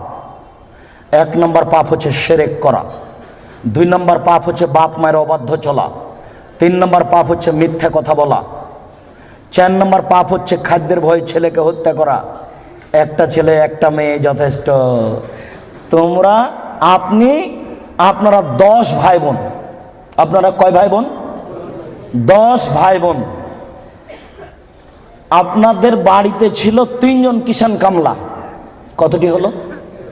13টা। আপনার বাপ মা কতটি হলো? 15টা। আপনার বাপ রাত্রে 2 জন করে ফকির ধরে নিয়ে যেত বাড়িতে, 17 জন। আপনার মা 17 জনের ভাত রান্না করতে ঢেঁকিতে ধান ভেঙে। কোনোদিন আপনার মা ভারী মনে করেনি, কোনোদিন ভারী মনে করেনি। 17 জনের ভাত রান্না করতে ঢেঁকিতে ধান ভেঙে। এটা ঢাকা শহর। তুমি যদি আমাকে রাত 10টায় বাড়িতে নিয়ে যাও, গিয়ে বলো খালেদা একটু উঠো তো, একজন গেস্ট মেহমান আছে। তুমি রাত্রে মেহমান নিয়েছো, কে এগুলো সব ঝামেলা পাকাও। অথচ তোমার স্ত্রী যেখানে রান্না করে সেখানে গ্যাসের চুলা আছে, সেখানে ফ্রিজ আছে। তোমার স্ত্রী নাক সিটকানি দেয়। তোমার মা যেদিন ভাত রান্না করছিল চাঁপাই নবগঞ্জের ভাষা, চুলার উপর থেকে ছাই সরিয়ে সরিয়ে সরিয়ে ভিতর থেকে আগুন নিয়ে খড়ির মধ্যে দিয়ে ফোঁক দিয়ে দিয়ে আগুন জ্বালিয়েছিল। সেদিন ম্যাচ ছিল না বাড়িতে। তারপরে তোমার মা কোনোদিন ভারী মনে করেনি। আজকে যখন তুমি বলেছ খালেদা একটু উঠো তো, মেহমান আছে, চটে গেছে, তখন তোমার মার বয়স 80 বছর। তোমার মা চট করে বলছে থাক গে বেটা থাক, বৌমাকে উঠাইস না, আমি তরকারি পাতি গরম করে দিচ্ছি, থাক বেটা থাক, উঠাইস না। এই কথা আপনার মা বলে এখনো? আমি মনে হয় কথা বুঝাতে পারছি না। আপনার মা এখনো বলে বউকে মায়ের স্বভাবে নিয়ে যেতে হবে, আর আপনাকে আপনার বাপের স্বভাবে নিয়ে যেতে হবে। ছেলে কম নিলে সংসার সুখী হবে, এটা ভুল সিদ্ধান্ত। মানুষের টাকা বেশি হতে হতে হতে হতে এত বেশি হবে যে ফকির থাকবে না। এ কথা আল্লাহর নবী বলেছেন, কেউ নিবে না টাকা। লালবাগে 20 বছর পূর্বে যত টাকা ছিল আজকে তার চেয়ে কম না বেশি? 20 বছর পরে আরো কত টাকা বেশি হবে কেউ জানে না। আল্লাহর নবী বলেছেন, একটা গাভীর দুধ খাবে একটা গ্রাম, আর একটা ডালিম খাবে একটা বংশ। 15 বছর পূর্বে একটা গাভীর দুধ হতো হাফ কেজি থেকে 3 কেজি, এখন একটা গাভীর দুধ হয় 3 কেজি থেকে 40 কেজি। 15 বছর পূর্বে একটা ডালিম ছিল বাজারে 1 ছটাক, এখন একটা ডালিম বাজারে 1 কেজি। 15 বছরের মধ্যে যদি 3 কেজি থেকে 40 কেজি হতে পারে, 50 বছর পরে একটা গাভী কত দুধ দিবে এ কথা মানুষ জানে না। আপনাকে আমি কি দিয়ে বুঝাই? আল্লাহ নবী বলেছেন একটা গাভীর দুধ খাবে একটা গ্রাম। একটা গ্রামে 50,000 মানুষ থাকতে পারে, 1 লক্ষ 1 কোটি মানুষ থাকতে পারে। একটা গাভীর দুধ খাবে একটা গ্রাম। বলছিলাম 3 নম্বর পাপ হলো, 4 নম্বর পাপ হলো ছেলেকে হত্যা করা, মেরে ফেলা। 5 নম্বর পাপ হলো জেনা। আবু জার গেফারি কেন বলছেন না বাপ মাকে গালি দিলেও জান্নাতে যাবে? এই কথা কেন বলছেন না? মাকে মারলেও জান্নাতে যাবে? এই কথা কেন বলছেন না? বারবার কেন বলছেন জেনা করলেও যাবে, চুরি করলেও যাবে? শুনুন, ঘরে ঘরে জেনা হচ্ছে এ কথা ঠিক, এরপরেও জেনার বাস্তবতা এত খারাপ। আজকে যদি একটা জেনার বিচার হয়, তাহলে ওই যুবক যুবতী মনে করে যে মাটি ফেটে গেলে নিচে চলে যেতাম। অথচ মাকে গালি দিলে মানুষ এত অপমান হয় না। বুঝাতে পারলাম না? শিরক করলে মানুষ এত অপমান হয় না। এই কারণে আল্লাহ তাআলা বলছেন জেনার পথটি অতীব খারাপ, জেনার পথটি অতীব জঘন্য। পৃথিবীর মানুষ মাই ইফআল যালিকা ইয়ালকা আসামা, যে ব্যক্তি জেনায় লিপ্ত হবে তার 1 নম্বর বিপদ, সে হবে মহাপাপী। 2 ইজাফলাহুল আযাব ইয়াউমাল কিয়ামা, যে ব্যক্তি জেনায় লিপ্ত হবে বিচারের তার শাস্তি দ্বিগুণ শতগুণ বেশি হয়ে যাবে। 3 ওয়ায়াখলুদ ফীহি মুহানা, সে চিরদিন জাহান্নামে থাকবে অপমান অবস্থায়। শুনুন, জেনায় লিপ্ত হলে 3টে বিপদ আছে। 1, সে হবে মহাপাপী। 2, বিচারের মাঠে তার শাস্তি দ্বিগুণ শতগুণ বেড়ে যাবে। 3, সে চিরদিন জাহান্নামে থাকবে। মহান আল্লাহ বলেন ওয়াজানিয়াতু ওয়াজানি ফাজলিদু কুল্লা ওয়াহিদিন মিনহুমা মিআতা জালদা। পৃথিবীর মানুষ, বিবাহ পুরুষ নারী যারা জেনায় লিপ্ত হচ্ছে তাদেরকে 100 লাঠি পিটাও। এখানে বলা হয়নি বিবাহিত না অবিবাহিত, তবে মারার সময় যেন তোমাকে ময়া মহব্বত ভাতৃত্বভাব না ধরে, একবারে যথাযথ পিটাও। সম্মানিত উপস্থিতি, আল্লাহ তাআলা এই পর্যন্ত এখানে বলেছেন। আমি আপনাকে জেনার আলোচনা করতে গিয়ে প্রথমে আলোচনা করছি জেনার বিপদ। জেনা করলে মানুষের উপরে বিপদ আসবে। 1, অল্প বয়সে মরণ হবে, মহামারী হবে, কলেরা হবে। 2, এমন রোগ হবে যে রোগ বংশে ছিল না, যে রোগ ডাক্তার চিনে না, যে রোগ বংশে ছিল না, যে রোগ ডাক্তার চিনে না। শুনুন, জেনায় লিপ্ত যদি মানুষ হয় তাহলে অল্প বয়সে মরণ হবে, কলেরা হবে, মহামারী হবে, তিনটা সমান একটা। দুই, এমন রোগ হবে যেটা বংশে ছিল না, যেটা ডাক্তার চিনে না। দেখুন আব্দুল্লাহ ইবনে উমর রাদিয়াল্লাহু তাআলা আনহু বলেন, রাসূল সাল্লাল্লাহু আলাইহি সাল্লাম বলেছেন, লাম তাজহারিল ফাহিসাতু ফি কওমিন কাত্ত ইল্লা ফাসা ফিহিম আত-তাউন ওয়াল আওজা। যদি কোনো সম্প্রদায়ে জেনা ছড়িয়ে যায়, যেই সম্প্রদায়ে জেনা ছড়াবে তাদের উপরে দুইটি বিপদ হবে, এক তাউন কলেরা, মহামারী, মহামারী যা, কলেরা তা, অল্প বয়সে মরণ তা। কথা কি বুঝতে পেরেছেন?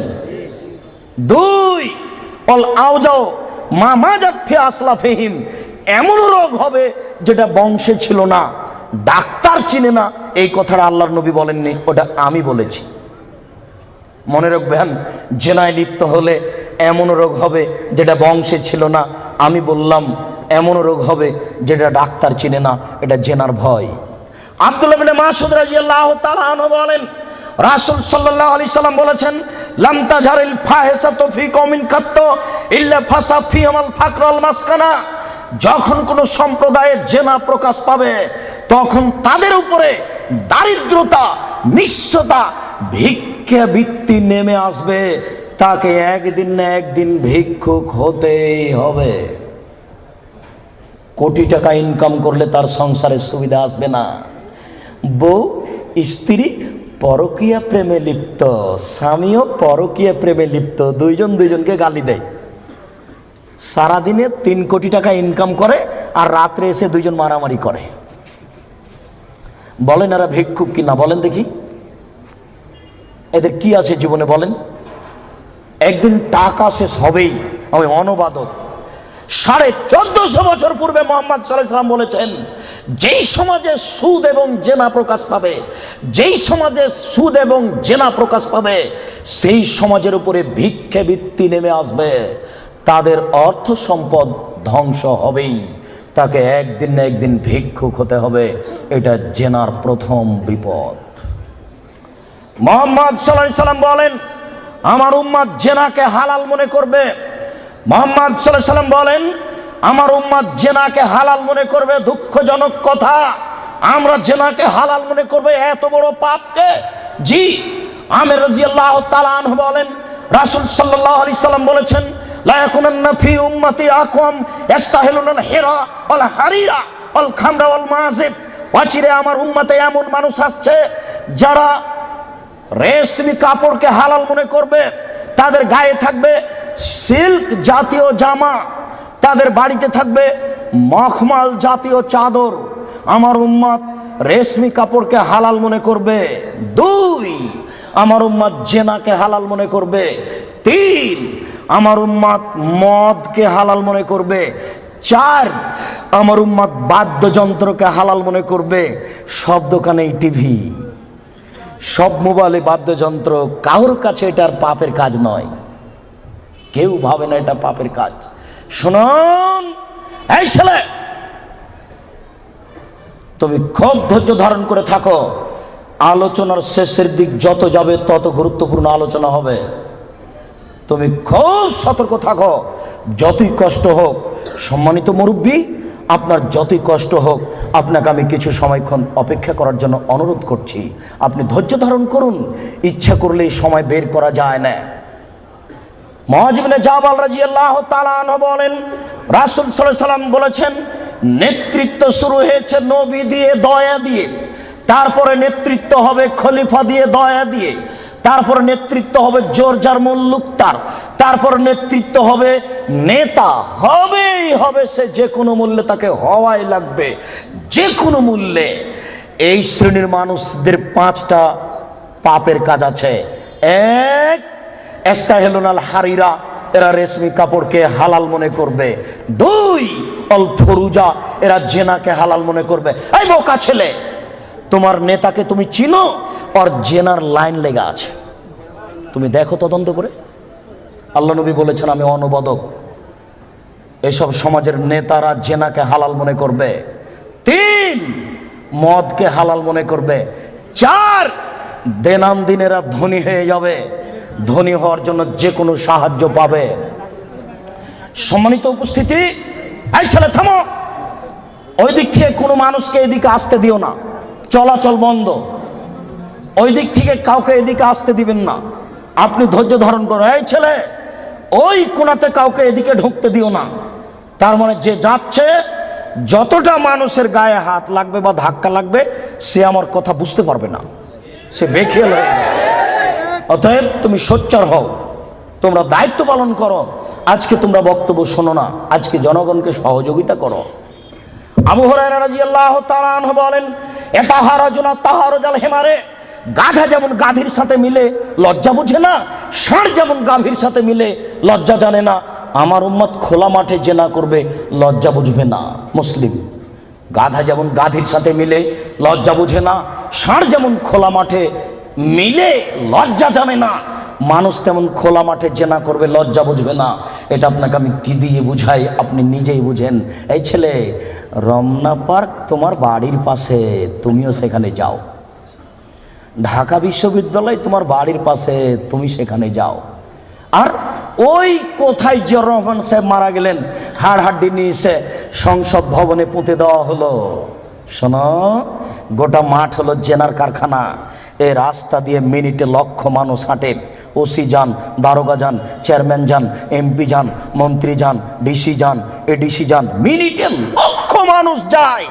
দেখো তুমি এই রাস্তার উপরে যুবক যুবতীকে চেপে ধরে আছে, যুবক যুবতীর উরু রানের উপরে মাথা দিয়ে ঘুমিয়ে আছে।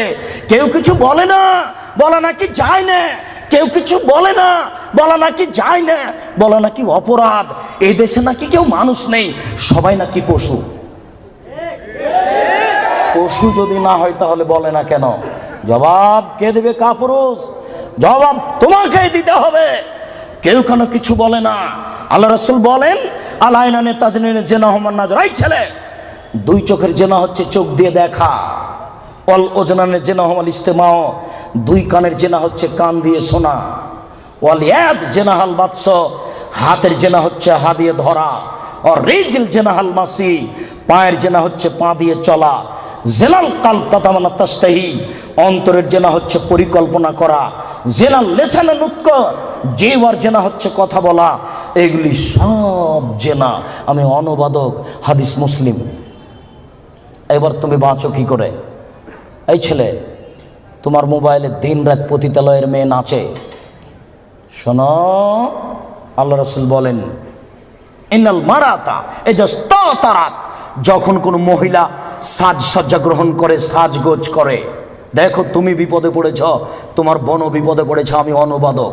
তিনি বলেন, যখন কোনো মহিলা সাজসজ্জা করে, সাজগোজ করে, ঠোঁটে লিপস্টিক দেয়, পাউডার মাখে, মারাতবে মাজলিসিন, তারপরে পুরুষের পাশ দিয়ে হেঁটে যায়, কেদা জানিয়ে ও ব্যভিচারণী, ও ব্যভিচারণী, ও ব্যভিচারণী। আমি অনুবাদক। 1450 বছর পূর্বে মুহাম্মদ সাল্লাল্লাহু আলাইহি ওয়াসাল্লাম কথা বলেছেন। আমি অনুবাদক, আমার কিছু করার নেই। আর তোমাকে বলেছে, তোমার মনে আছে দুনিয়াতে দুইটা পাপ আছে, মানুষ না করেই পাপী। মনে আছে কিনা তোমার? দুনিয়াতে দুইটা পাপ আছে, মানুষ না করেই পাপী। তার একটা পাপ হলো, কেউ যদি কাউকে বলে আসো জুয়া খেলি, খেলেইনি, খালি বলেছে আসো খেলি, তাহলে 10 জন ফকিরকে খাওয়াতে হবে। খেলেইনি, খালি বলেছে আসো জুয়া খেলি, তাতে কয়জন ফকিরকে খাওয়াতে হবে? 10 জন ফকিরকে সোয়াজি করে চাউল দিতে হবে, 100 কেজি করে। আরেকটা দুনিয়াতে পাপ আছে, না করেই পাপী। আল্লাহ রাসূল বলছেন, কোনো মহিলা যদি সাজগোজ করে, সাজসজ্জা গ্রহণ করে, ঠোঁটে লিপস্টিক দেয়, পাউডার মাখে, ফামারাতবে মাজলিসিন, তারপরে পুরুষের পাশ দিয়ে হেঁটে যায়, তারপরে পুরুষের পাশ দিয়ে হেঁটে যায়, কেদা জানিয়ে ও ব্যভিচারণী, ও ব্যভিচারণী, ও ব্যভিচারণী, ও জেনা করেইনি। আমি অনুবাদক, আমার কিছু করার নেই, আমি নতুনভাবে কিছু বলতে পারি না। 1450 বছর পূর্বে মুহাম্মদ সাল্লাল্লাহু আলাইহি ওয়াসাল্লাম এভাবে বলেছেন। আমি আপনাকে আজকে বাংলা, আরবি থেকে বাংলা করে শোনালাম। এভাবেই তিনি বলেছেন। সম্মানিত উপস্থিতি, এই ছেলে, এখানে তোমাকে আর একটা কথা বলে রাখছি, তুমি মনে রেখো। তুমি কথাকে উল্টে ধরিও না। আজকে তুমি ঢাকা সাভারের কথা উল্টে ধরেছ, তোমার ভুল হয়েছে, তুমি ভুল শুনেছ। আমি বলেছি টিভিতে আন্তর্জাতিক খেলা ক্রিকেট ফুটবল দেখা তো বহু দূরের কথা, আমি বলেছি আন্তর্জাতিক খেলার টিভিতে দেখা তো বহু দূরের কথা, আন্তর্জাতিক খেলার গল্প যেখানে চলে সেখানে বসে থাকাও হারাম। দেখি কোনো মায়ের বেটা এই ফটোকে উল্টে ধরতে পারে। আর তোমার বাড়ির উপরে, 5 তলা বাড়ির উপরে অনেকগুলি পতাকা, তার একটা হচ্ছে ব্রাজিলের পতাকা। তুমি ব্রাজিলকে চিনো কে? তুমি কি ব্রাজিলকে চিনো কে? আচ্ছা, তুমি কি কোনোদিন ভেবেছো ব্রাজিলকে? আচ্ছা, তোমার বিদ্যা তো নেই, তোমার কি একটু বুদ্ধিও নেই? তুমি কি মানুষই নও? রাজশাহী চাঁপাইনবাবগঞ্জের ভাষাতে তুমি কি অমানুষ? তোমার ভিতরে কি কোনো মানবতাই নেই? ওরা ইহুদি, ওরা খ্রিস্টান, ওরা ইহুদি, ওরা খ্রিস্টান। শোনো, যদি তারা শোনে যে তুমি পায়খানায় পড়ে গেছ তাহলে অট্ট হাসি দিবে, আর যদি তোমাকে পাশে পাই তাহলে তোমার মাথার উপরে লাথি মারবে, আর যদি তোমাকে পাশে পাই তাহলে আরো 3 বালতি পায়খানা তোমার মাথার উপরে দিয়ে দেবে। বলো দেখি ওরা কারা? ওরা ইহুদি, ওরা খ্রিস্টান, ওরা জন্মসূত্রেই তোমার শত্রু। ওরা বলছে তোমার নবী ভুয়া, মুহাম্মদ সাল্লাল্লাহু আলাইহি ওয়াসাল্লাম ভুয়া নবী। নবী হলে আমাদের মধ্যে থেকে হবে কেন? ইব্রাহিম আমাদের, সুলাইমান আমাদের, দাউদ আমাদের, মুসা আমাদের, ঈসা আমাদের, ইয়াকুব আমাদের, ইউসুফ আমাদের, সব নবী আমাদের। মুহাম্মদ নবী হলে ইহুদি খ্রিস্টানদের মধ্য থেকে হবে, আমাদের মধ্য থেকে হবে। আরে মুহাম্মদ নাকি পৌত্তলিকের মধ্য থেকে হয়েছে। ছি ছি ছি ছি ছি, এ কেন নবী হবে? ছি ছি ছি ছি ছি, এ ভুয়া নবী। তুমি তার পতাকা মাথার উপরে তুলো কাপুরুষ। তোমার বিদ্যাকে আমি কবর দিতে এসেছি, তুমি মনে রেখো তোমার আমি কিছু না কিছু উপকার করবই করব ইনশাআল্লাহ। শুনুন, দুনিয়াতে 2টি পাপ আছে, মানুষ না করাই পাপী। ফুটবল, ক্রিকেট, র্যাকেট খেলা যায় ওই সময়তে যখন টাকার হারজিত থাকবে না, শরীর চর্চা থাকবে, তখন যায়। ফুটবল, ক্রিকেট, র্যাকেট, ভলিবল এগুলো খেলা যাবে ওই সময়তে যখন টাকার হারজিত থাকবে না, শরীর চর্চা হবে। আর যাতে শরীর চর্চা নেই, বসে বসে সময় কাটাই, এটা খুবই খারাপ। চৌসার, ছক্কা, লুডু, দাবা, পাঞ্জা, ক্যারাম বোর্ড, তাস, গেমস এইসব খেলায় যদি কেউ অংশগ্রহণ করে তাহলে সে তার হাতকে শরীর শুকুরের রক্তের মধ্যে ডুবিয়ে দিয়েছে। মুহাম্মদ সাল্লাল্লাহু আলাইহি ওয়াসাল্লাম বলেন, মান লাইবা বিনারদি শির ফাকাদাত খালায়াদাহু বিদামি খিনজির। কেউ যদি চৌসার, ছক্কা, লুডু, দাবা, পাঞ্জা, ক্যারাম বোর্ড, তাস, গেমস এই ধরনের খেলায় অংশগ্রহণ করে সে তার হাতকে শরীর শুকুরের রক্তের মধ্যে ডুবিয়ে দিয়েছে। তুমি সাবধান থাকো। সম্মানিত উপস্থিতি, রাসূল সাল্লাল্লাহু আলাইহি ওয়াসাল্লাম বলেন, ইন্না মিম্মা তাখাওয়াফা আলা উম্মতি, আমার উম্মতের উপরে আমি সবচেয়ে যেটা বেশি ভয় করি, পৃথিবীর মানুষ, আমি বলে গেলাম মুহাম্মদ সাল্লাল্লাহু আলাইহি সাল্লাম, আমার উম্মতের উপরে আমি সবচেয়ে যেটা বেশি ভয় করি, 1 নম্বর ভয় হচ্ছে আমার উম্মত জেনায় লিপ্ত হবে, এইটা আমার ভয়। 2 শাহাতুল খাফিয়া, আমার উম্মত গোপন পাপে লিপ্ত হবে, এইটা আমার ভয়। আমার উম্মত গোপন পাপে লিপ্ত হবে, এইটা আমার ভয়। ছেলে মেয়ে, যুবক যুবতী গোসলখানাতে ঢুকলেই পাপ করছে, একাই হলেই পাপ করছে। পুরুষ নারীর জন্য যে কত জেনার গোপন পাপের ব্যবস্থা হয়েছে এখন হিসাব করা যায় না। এই ছেলে, তুমি আছো ঢাকা লালবাগে আর তোমার বান্ধবী আছে লন্ডনে, 2 জন মিলে মোবাইলে গল্প করছো গোপনে। গল্প করতে করতে জামা কাপড় খুলতে লাগলে, খুলতে খুলতে খুলতে এখন 2 জনই উলঙ্গ। 2 জন 2 জনকে দেখতে পাচ্ছে, 2 জনের মধ্যে ব্যবধান হলো 5000 কিলোমিটার। অবাক গোপন পাপ, আশ্চর্য, অবাক। এই ছেলে, তুমি যখন থাকো না তখন তোমার মা মোবাইলে গোপন জেনা করে, প্রেমের গল্প করে, তোমার মা তাহাজ্জুদ পড়ে। এই ছেলে শোনো, তুমি আর তোমার মা যখন থাকে না তখন তোমার বোন মোবাইলে জেনার গল্প করে। মোবাইল মানে জেনা।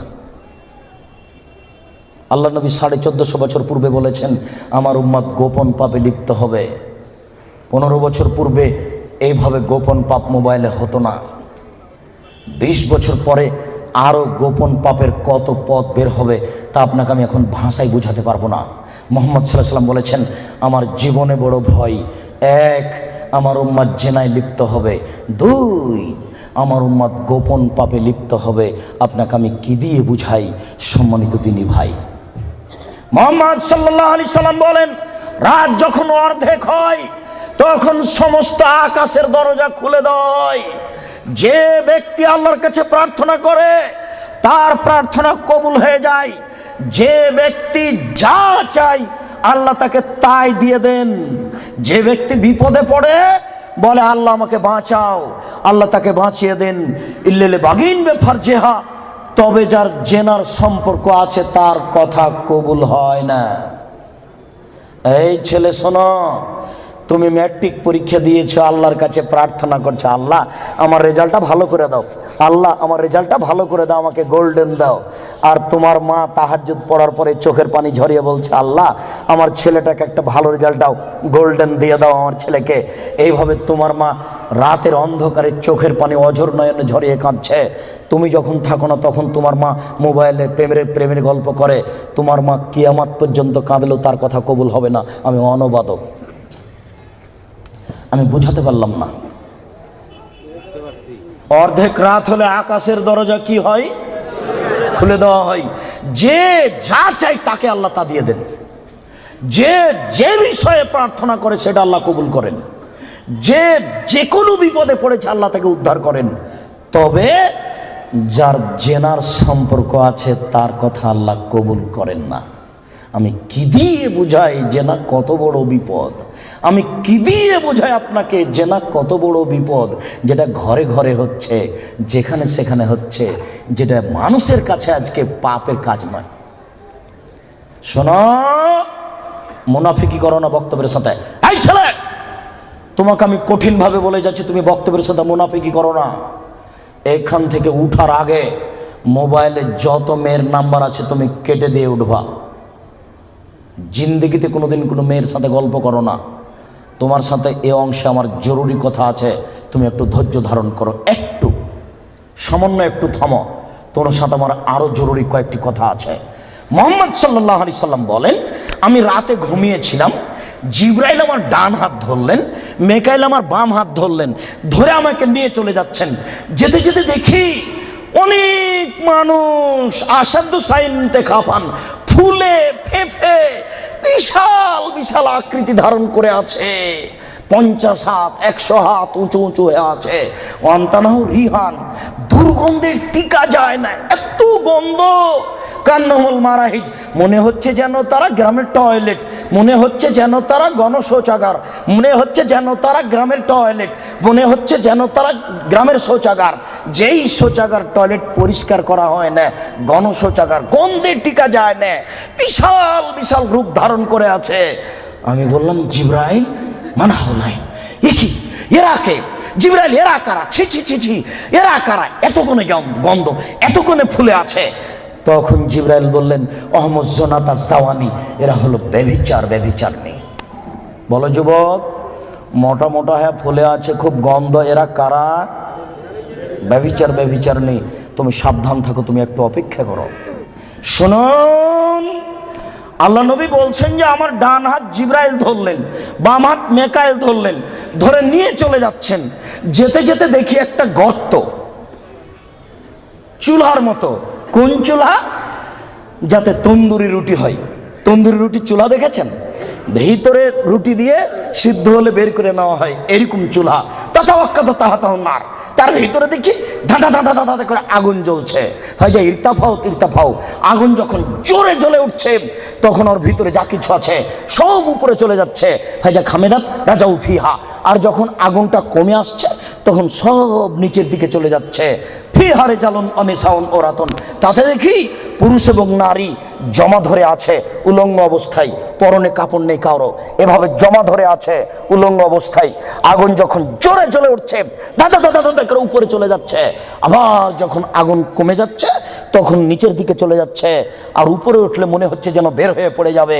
দেখি সেখানে পুরুষ এবং নারী উলঙ্গ অবস্থায় জ্বলছে। আমি বললাম, জিবরাইল মানাউলা, এরা কারা? তখন জিবরাইল বললেন, অহমদ জনাত, তারা হলো ব্যভিচার, ব্যভিচারিণী।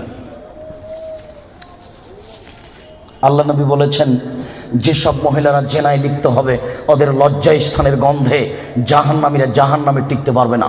যেসব মহিলারা জেনায় লিপ্ত হবে ওদের লজ্জায় স্থানের গন্ধে জাহান্নামীরা জাহান্নামে টিকতে পারবে না। যেসব মহিলারা জেনায় লিপ্ত হবে ওদের লজ্জায় স্থানের গন্ধে জাহান্নামীরা জাহান্নামে টিকতে পারবে না। মুহাম্মদ সাল্লাল্লাহু আলাইহি সাল্লাম বলেছেন। শুনুন সম্মানিত দিনী ভাই, আবু হুরায়রা রাদিয়াল্লাহু তাআলা আনহু বলেন, রাসূল সাল্লাল্লাহু আলাইহি সাল্লাম বলেছেন, আল বিকরু বিল বিকরি জিলদু ওয়া তাগরিবু সানা। অবিবাহিত ছেলে মেয়ে যদি জেনায় লিপ্ত হয় তাহলে তাকে 100 লাঠি পিটিয়ে এলাকা থেকে 1 বছরের জন্য তাড়িয়ে দিতে হবে। তিনি বলেন, আস-সাইবু বিস-সাইব রাজম। বিবাহিত পুরুষ নারী যদি জেনায় লিপ্ত হয় তাহলে তাকে ইট ঢেল পাথর দিয়ে মেরে মেরে মেরে ফেলতে হবে। এদেশের লাখো ভাবিকে ইট ঢেল পাথর দিয়ে মেরে ফেলতে হবে যারা দেবরের সাথে জেনায় লিপ্ত হয়েছে। এদেশের লাখো দুলাভাইকে ইট ঢেল পাথর দিয়ে মেরে ফেলতে হবে যারা সেলিকার সাথে জেনায় লিপ্ত হয়েছে। এদেশের লাখো পুরুষকে ইট ঢেল পাথর দিয়ে মেরে ফেলতে হবে যাদের স্ত্রী থাকার পরেও অন্য নারীর সাথে জেনায় লিপ্ত হয়েছে। এদেশের লাখো নারী বেহায়া বেশরমা লজ্জাহীনা নারী যারা স্বামী বাড়িতে থাকার পরেও অন্য পুরুষের সামনে নিজের পরনের কাপড় খুলে উলঙ্গ অবস্থায় জেনায় লিপ্ত হয়। শুনুন, এদের ইট ঢেল পাথর দিয়ে মেরে মেরে মেরে ফেলতে হবে, এদের বাঁচার কোনো পথ নেই।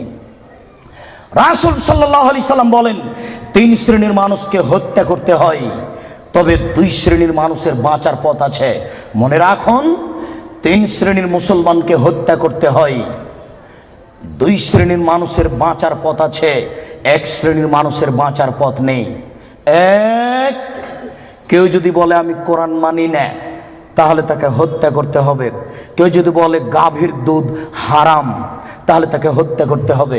কেউ যদি বলে মদ হালাল তাহলে তাকে হত্যা করতে হবে। সরকারের পক্ষ থেকে গলায় ফাঁস দেওয়া হয়েছে, ফাঁস টান টান, তখন বলছে ভুল হয়েছে, ভুল হয়েছে, আমার ভুল হয়েছে, আমি কথা ফিরিয়ে নিলাম, তাহলে তাকে আর ফাঁসি দিতে হবে না, নামিয়ে নিতে হবে, বেঁচে গেল। পাপ করেছিল হত্যার যোগ্য। আমি বুঝাতে পারলাম না মনে হয়। 2, কেউ যদি কাউকে হত্যা করে তাহলে তাকে হত্যা করতে হবে, এর নাম কিসাস। এই ছেলে, তোমার দাদার বয়স 90 বছর, তাহাজ্জুদ পড়ে ফজরের টাইমে বের হচ্ছিল মসজিদে নামাজ পড়তে যাবে। কালকে তোমার দাদাকে একটা ছেলে গালি দিয়েছে, তাহাজ্জুদ পড়তে বের হওয়ার সময় দেখো ওই ছেলেটা, তোমার দাদা এক থাপ্পড় দিতে ছেলেটা মারা গেছে। এখন তোমার দাদাকে কেসাস স্বরূপ ফাঁসি দিতে হবে সরকারের পক্ষ থেকে, তবে তোমার দাদার বাঁচার পথ আছে। ওই ছেলেটার বাপ মা যদি বলে আচ্ছা যাক যাক, আমাদের ছেলেকে মেরেছে, আমরা মারবো না, তাহলে তোমার দাদা বেঁচে গেলেন। কথা কি বুঝাতে পেরেছি? 3, রাজুলুন জানা বাদায় হেসানিন। কে যদি বিবাহ করার পরে জেনায় লিপ্ত হয় তাহলে তাকে হত্যা করতে হবে, তার বাঁচার কোনো পথ নেই। কেউ যদি বিবাহ করার পরে জেনায় লিপ্ত হয় তাহলে তাকে হত্যা করতে হবে, তার বাঁচার পথ নেই। একটু জাতের মানে তুমি গামে দিয়ে গামের সম্প্রদায়ের একজন মহিলা আসলো আল্লাহ রাসূলের দরবারে, এসে বলছে তাহিরনি ইয়া রাসূলুল্লাহ, হে আল্লাহ রাসূল আপনি আমাকে পবিত্র করুন। তখন আল্লাহ রাসূল বললেন, ইরজি, বাড়ি তুমি ফিরে যাও, আস্তাগফিরুল্লাহ, আল্লাহর নিকটে ক্ষমা চাও, ও তুবি ইলাইহি, তুমি তওবা করো, তোমার পাপ ক্ষমা হয়ে যাবে।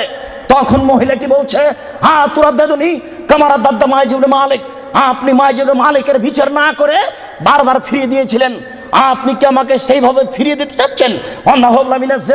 আমার পেট উঁচু হয়েছে, অবৈধ সন্তানে আমার পেটে অবৈধ সন্তান রয়েছে, দয়া করে আপনি আমাকে ফিরিয়ে দিন না, আমার বিচার করে দেন।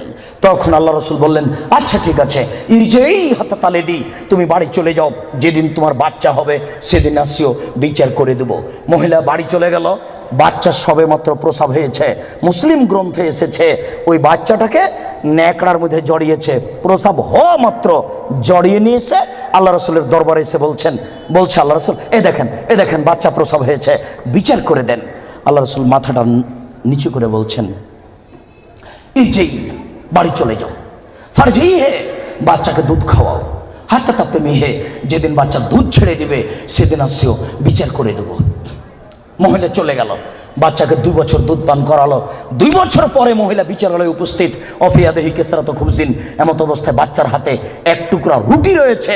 এই রুটি প্রমাণ করে বাচ্চা খাদ্য খেতে পারে। ফাওয়াসাদাহু বিয়াদি রাজুলিন মিনাল মুসলিমিনা, আল্লাহ রাসূল ওই ছেলেটাকে একজন মুসলমানের হাতে সমর্পণ করলেন। বললেন, যাও তুমি এই ছেলেটাকে লালন পালন করো। তিনি বললেন, সঙ্গী সাথী, এই যাবো বিহা, তোমরা একে মাঠে নিয়ে যাও, এই মহিলাকে মাঠে নিয়ে যাও। আফিরুল্লাহ সাদরেহা, মাঠে নিয়ে গিয়ে গর্ত খুঁড়ে বুক পর্যন্ত পুঁতে দাও। ফারজেমুহা, এরপরে তাকে ইট ঢেল পাথর দিয়ে মেরে মেরে মেরে ফেলো। সাহাবীগণ বলেন, আমরা তাকে মাঠে নিয়ে গেলাম, মাঠে নিয়ে গিয়ে গর্ত খুঁড়ে বুক পর্যন্ত মাটিতে পুঁতে দিলাম। এরপরে চতুর্দিক থেকে ইট ঢেল পাথর মারতে লাগলাম। খালিদ বিন ওয়ালিদ বলেন, একটা পাথর আমি নিয়ে তার মুখের উপরে মারলাম। ফাতারা জাহাদাম আলা ওয়াজহি খালিদ, পাথরটা মুখে লেগে মুখ ফেটে রক্ত ছিটে খালিদের গায়ে লাগলো। ফাসাব্বাহা, খালিদ গালি দিয়ে বসলেন, ছি ছি, একজন জেনাকারিনী মহিলার গায়ের রক্ত আমার গায়ে লাগলো, এরকম কিছু হবে? আল্লাহ রাসূল বললেন, মারে রে খালিদ, খালিদ তুমি গালি দিও না। লাগা তাওবা তাওবাতান লাউ তাওয়া সায়মাকসিন লা গফিরা লাহু। এই মহিলা আল্লাহর দরবারে এত ক্ষমা ভিক্ষা চেয়েছে, এই মহিলা আল্লাহর দরবারে এত কান্নাকাটি করেছে। পৃথিবীর বড় থেকে বড় পাপী যদি এইভাবে কান্নাকাটি করে তাহলে তার পাপ ক্ষমা হয়ে যাবে। খালিদ তুমি একে গালি দিও না। দুঃখিত, আপনাকে আমি কি দিয়ে বুঝাই? পৃথিবীর সবচেয়ে বড় পাওয়ারফুল মানুষ হচ্ছেন মুহাম্মদ সাল্লাল্লাহু আলাইহি সাল্লাম। পৃথিবীর ইতিহাসে এত বড় পাওয়ারফুল মানুষ কেউ জন্ম নেয়নি, কিয়ামত পর্যন্ত কেউ নিবে না। জান্নাতের গেটে বড় অক্ষরে লেখা আছে, সর্বপ্রথমে যিনি জান্নাতে প্রবেশ করবেন তিনি হলেন মুহাম্মদ সাল্লাল্লাহু আলাইহি সাল্লাম। জান্নাতের ভিতরে একটা ঘর আছে, সেই ঘরের ভিতর দিকে একজন ফেরেশতাকে দাঁড় করে রাখা হয়েছে, এখনো উপস্থিত। তাকে বলা হয়েছে, কেউ যদি বাহির থেকে এসে ঠক ঠক করে শব্দ দেয়, কে যদি বাহির থেকে বলে মুহাম্মদ, তাহলে এই দরজা খুলে দিও। এই ঘর মুহাম্মদ ছাড়া কারোর জন্য খোলা হবে না। আপনাকে আমি কি দিয়ে বুঝাই মুহাম্মদ সাল্লাল্লাহু আলাইহি সাল্লাম কত বড় পাওয়ারফুল মানুষ। বিচারের মাঠে ইব্রাহিম আলাইহিস সালাম বলবেন, কাদ গাজিবা আলাইয়া রাব্বি, আমার প্রতিপালক আমার উপরে রাগ করেছেন। মা গাজিবা মিন কাবলা বাদ, আমার প্রতিপালক এইরকম রাগ পূর্বেও কোনোদিন করেননি, ভবিষ্যতেও কোনোদিন করবেন না। নাফসি নাফসি, আমার যে কি হয় তা আমি নিজেই বুঝি না। এইভাবে চিল্লাচিল্লি করবেন ইব্রাহিম আলাইহিস সালাম। আপনার হুজুরের কি হবে, পীর সাহেবের, আপনাকে আমি কি দিয়ে বুঝাই? শুনুন, ওই সময়তে মুহাম্মদ সাল্লাল্লাহু আলাইহি সাল্লাম সিজদায় পড়বেন, তখন আল্লাহ বলবেন, এই ফারাসাক সালতুতা আসেতু সাফা, মুহাম্মদ মাথা উঠান, বলেন, যা বলবেন তাই মেনে নিব, যেই কথা বলবেন আমি সে কথা গ্রহণ করব। আপনি মাথা উঠান না, আপনি বলেন না আমাকে কি বলছেন, আমি আল্লাহ, আপনি যা বলবেন তাই মেনে নিব। এত বড় পাওয়ারফুল মানুষ, একটু বলতে পারলেন না, যাও যাও তোমার বিচার হবে না, তোমার পাপ ক্ষমা হয়ে গেছে, যাও তোমার বিচার হবে না, এই কথা তিনি বলতে পারলেন না। এত বড় পাওয়ারফুল মানুষ, তিনি খালি বললেন, খালিদ তুমি একে গালি দিও না। এত তওবা করেছে, এরকম তওবা যদি বড় থেকে বড় পাপী করে তাহলে তার পাপকে ক্ষমা করা হবে খালিদ। তার মানে এর পাপ ক্ষমা হয়ে গেছে, তাই তো তিনি জানাজা করলেন, তাই তো তিনি কাফন দাফন করলেন। কিন্তু তিনি তাকে বলতে পারলেন না, যাও যাও তোমার বিচার হবে না, তোমার পাপ ক্ষমা হয়ে গেছে। পৃথিবীর সবচেয়ে বড় পাওয়ারফুল মানুষ এ কথা বলতে পারলেন না। তার মানে বিবাহ করার পরে জেনায় লিপ্ত হলে তার দুনিয়াতে বেঁচে থাকার কোনো সুযোগ নেই। আমি আপনাকে কি দিয়ে বুঝাই শরীয়ত কি জিনিস? বিবাহ করার পরে জেনায় লিপ্ত হলে তার বেঁচে থাকার কোনো সুযোগ নেই। আব্দুর রাজ্জাক সাহেব, কথা বুঝেছি, একটু দয়া করে কোনো পথঘাট বলেন। জি, পথঘাট আছে, চিন্তা করবেন না, নিরাশার কিছু নেই। শুনুন, নিরাশার কিছু নেই। এই পাপ কার সাথে জড়িত? আল্লাহর সাথে জড়িত। আল্লাহ নবী বলেছেন, কেউ যদি জেনে শুনে 1 টাকা সুদ খায়, 36 বার জেনা করে যত পাপ হবে, 1 টাকা সুদ খেলে তার চেয়ে বেশি পাপ হবে। তিনি বলেছেন, সুদের পাপের 70টি ভাগ রয়েছে, ছোট ভাগ হলো মার সাথে জেনা করলে যেমন পাপ হয়। সুদ যত বড়ই পাপ হোক না কেন, সুদের পাপ কার সাথে জড়িত? আল্লাহর সাথে জড়িত। জেনার পাপ কার সাথে জড়িত? আল্লাহর সাথে জড়িত। যুবক, তুমি নিরাশা হবে না, নিরাশার কিছু নেই। শোনো, ওই যে ওই যে ওই যে ওই মোড়ে উঠে এইখানে রিক্সা থেকে নেমে রিক্সাওয়ালাকে বলছো, এই রিক্সাওয়ালা কয় টাকা ভাড়া রে? 40 টাকা। হ্যাঁ বেটা, 20 টাকা ভাড়া, 40 টাকা চাও। এক থাপ্পড় দিয়ে 20 টাকা দিয়ে বিদায় করে দিলে এখন এই পাপ তওবা করে ক্ষমা হবে না, মরা পর্যন্ত কাঁদলেও হবে না। এটা খুবই জটিল। জেনার পাপের চেয়ে রিক্সাওয়ালাকে একটা থাপ্পড় মারা কত যে কঠিন, আপনাকে আমি কি দিয়ে বুঝাই? এই ছেলে, তোমার বাপ দলীয় দাপটে জমি দখল করেছে, দিন রাত যদি তোমার বাপ তাহাজ্জুদ পড়ে হবে না। শফিকুল ইসলাম জাগরণী বলেছেন, লাভ হবে না কবর পাকা করে দিয়ে সান, বাপের কবর যদি স্বর্ণ দিয়ে বানান কোনো লাভ হবে না। নজরুল ইসলাম বলেছেন, মসজিদের পাশে কবর দিও ভাই। মসজিদের পাশে কেন, আপনার বাপের কবর যদি কাবা ঘরের নিচে ঢুকিয়ে দেন 1 পয়সা লাভ হবে না। শুনুন, রিক্সাওয়ালাকে থাপ্পড় মেরেছেন, ক্ষমার পৃথিবীতে কোনো সুযোগ নেই। রিক্সাওয়ালাকে খুঁজে বের করতে হবে, খুঁজে বের করে হাত ধরে বলতে হবে, ও রিক্সাওয়ালা, আমি বুঝতে পারিনি গো, তোমাকে এক থাপ্পড় মারা আমার ভুল হয়েছে, তুমি আমাকে মাফ করো। এই কথা বলার পূর্ব পর্যন্ত পৃথিবীতে কোনো তো কোথাও ক্ষমা নেই। এরা মানুষের সাথে জড়িত পাপ। এই ছেলে, তুমি দিন রাত গরু জবাই করো আর কসাই গোস্ত বিক্রি করো, কোটি টাকা ইনকাম করো, তাতে আসে যায় না। কোটি টাকা ইনকাম করো, তাতে আসে যায় না। প্রত্যেক দাঁড়িতে 50 করে গোস্ত কম দিয়েছ, এখন ক্ষমা নেও দেখি। কিয়ামত পর্যন্ত তওবা করলে এই পাপ ক্ষমা হবে না। যে না যত বড়ই পাপ হোক না কেন, গোস্ত ঠগিয়ে বিক্রি করার চেয়ে ছোট, গোস্ত ঠগিয়ে বিক্রি করার চেয়ে অনেক বেশি বড় পাপ। এই ছেলে, তুমি তো শহরে প্রতারণা দিয়ে ব্যবসা করছো, এটা দাম কত? 1500।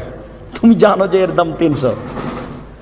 আচ্ছা 300 তুমি 500 চাও, চলন্ত বাজার যদি এর 2000 টাকা হয় তবু জায়েজ। তুমি জেনে শুনে বললে 1500 টাকা, তার মানে তুমি প্রতারণা দিয়েছ। একদিনে যদি কোটি টাকা ইনকাম হয় তবু তোমাকে একদিন ভিক্ষুক হতেই হবে।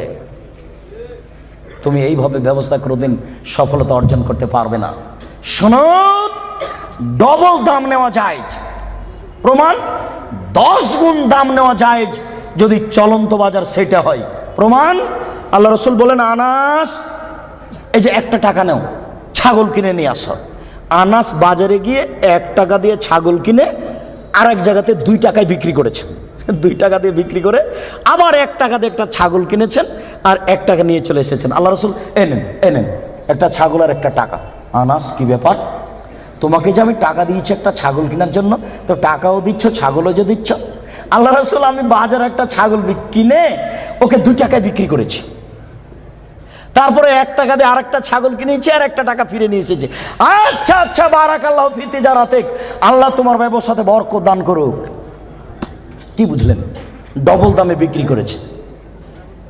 ঢাকার ওই পারে যদি 1 টাকা বড় 600 টাকা গজ হয় আর এই পারে যদি 1200 টাকা গজ হয় তবুও জায়েজ।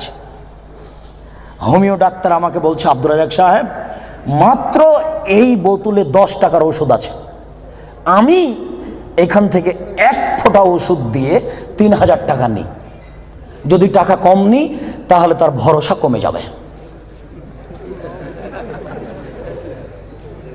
একদিন পরে আবার এসেছে, এসে বলছে ওষুধ দেন। কি করি, আমিও নিরুপায়। তখন এমনি পানি দিয়েছি, কিচ্ছু না, পানি দিয়েছি, দিয়ে 500 টাকা নিয়েছি। যদি 50 টাকা নিই তাহলে সে মনে মনে বলবে আমাকে কোনো ওষুধ দিল না, আমি কি করব? তখন আমি বললাম, ব্যবসা করো, প্রতারণা দিও না। চলন্ত বাজার যদি 1500 টাকা হয় তাহলে নেও, অথবা 500 টাকা নেও, ওই সময় 200 টাকা নিও। তুমি বুঝতে পারছো এটা প্রতারণা, এমন কিছু করো না।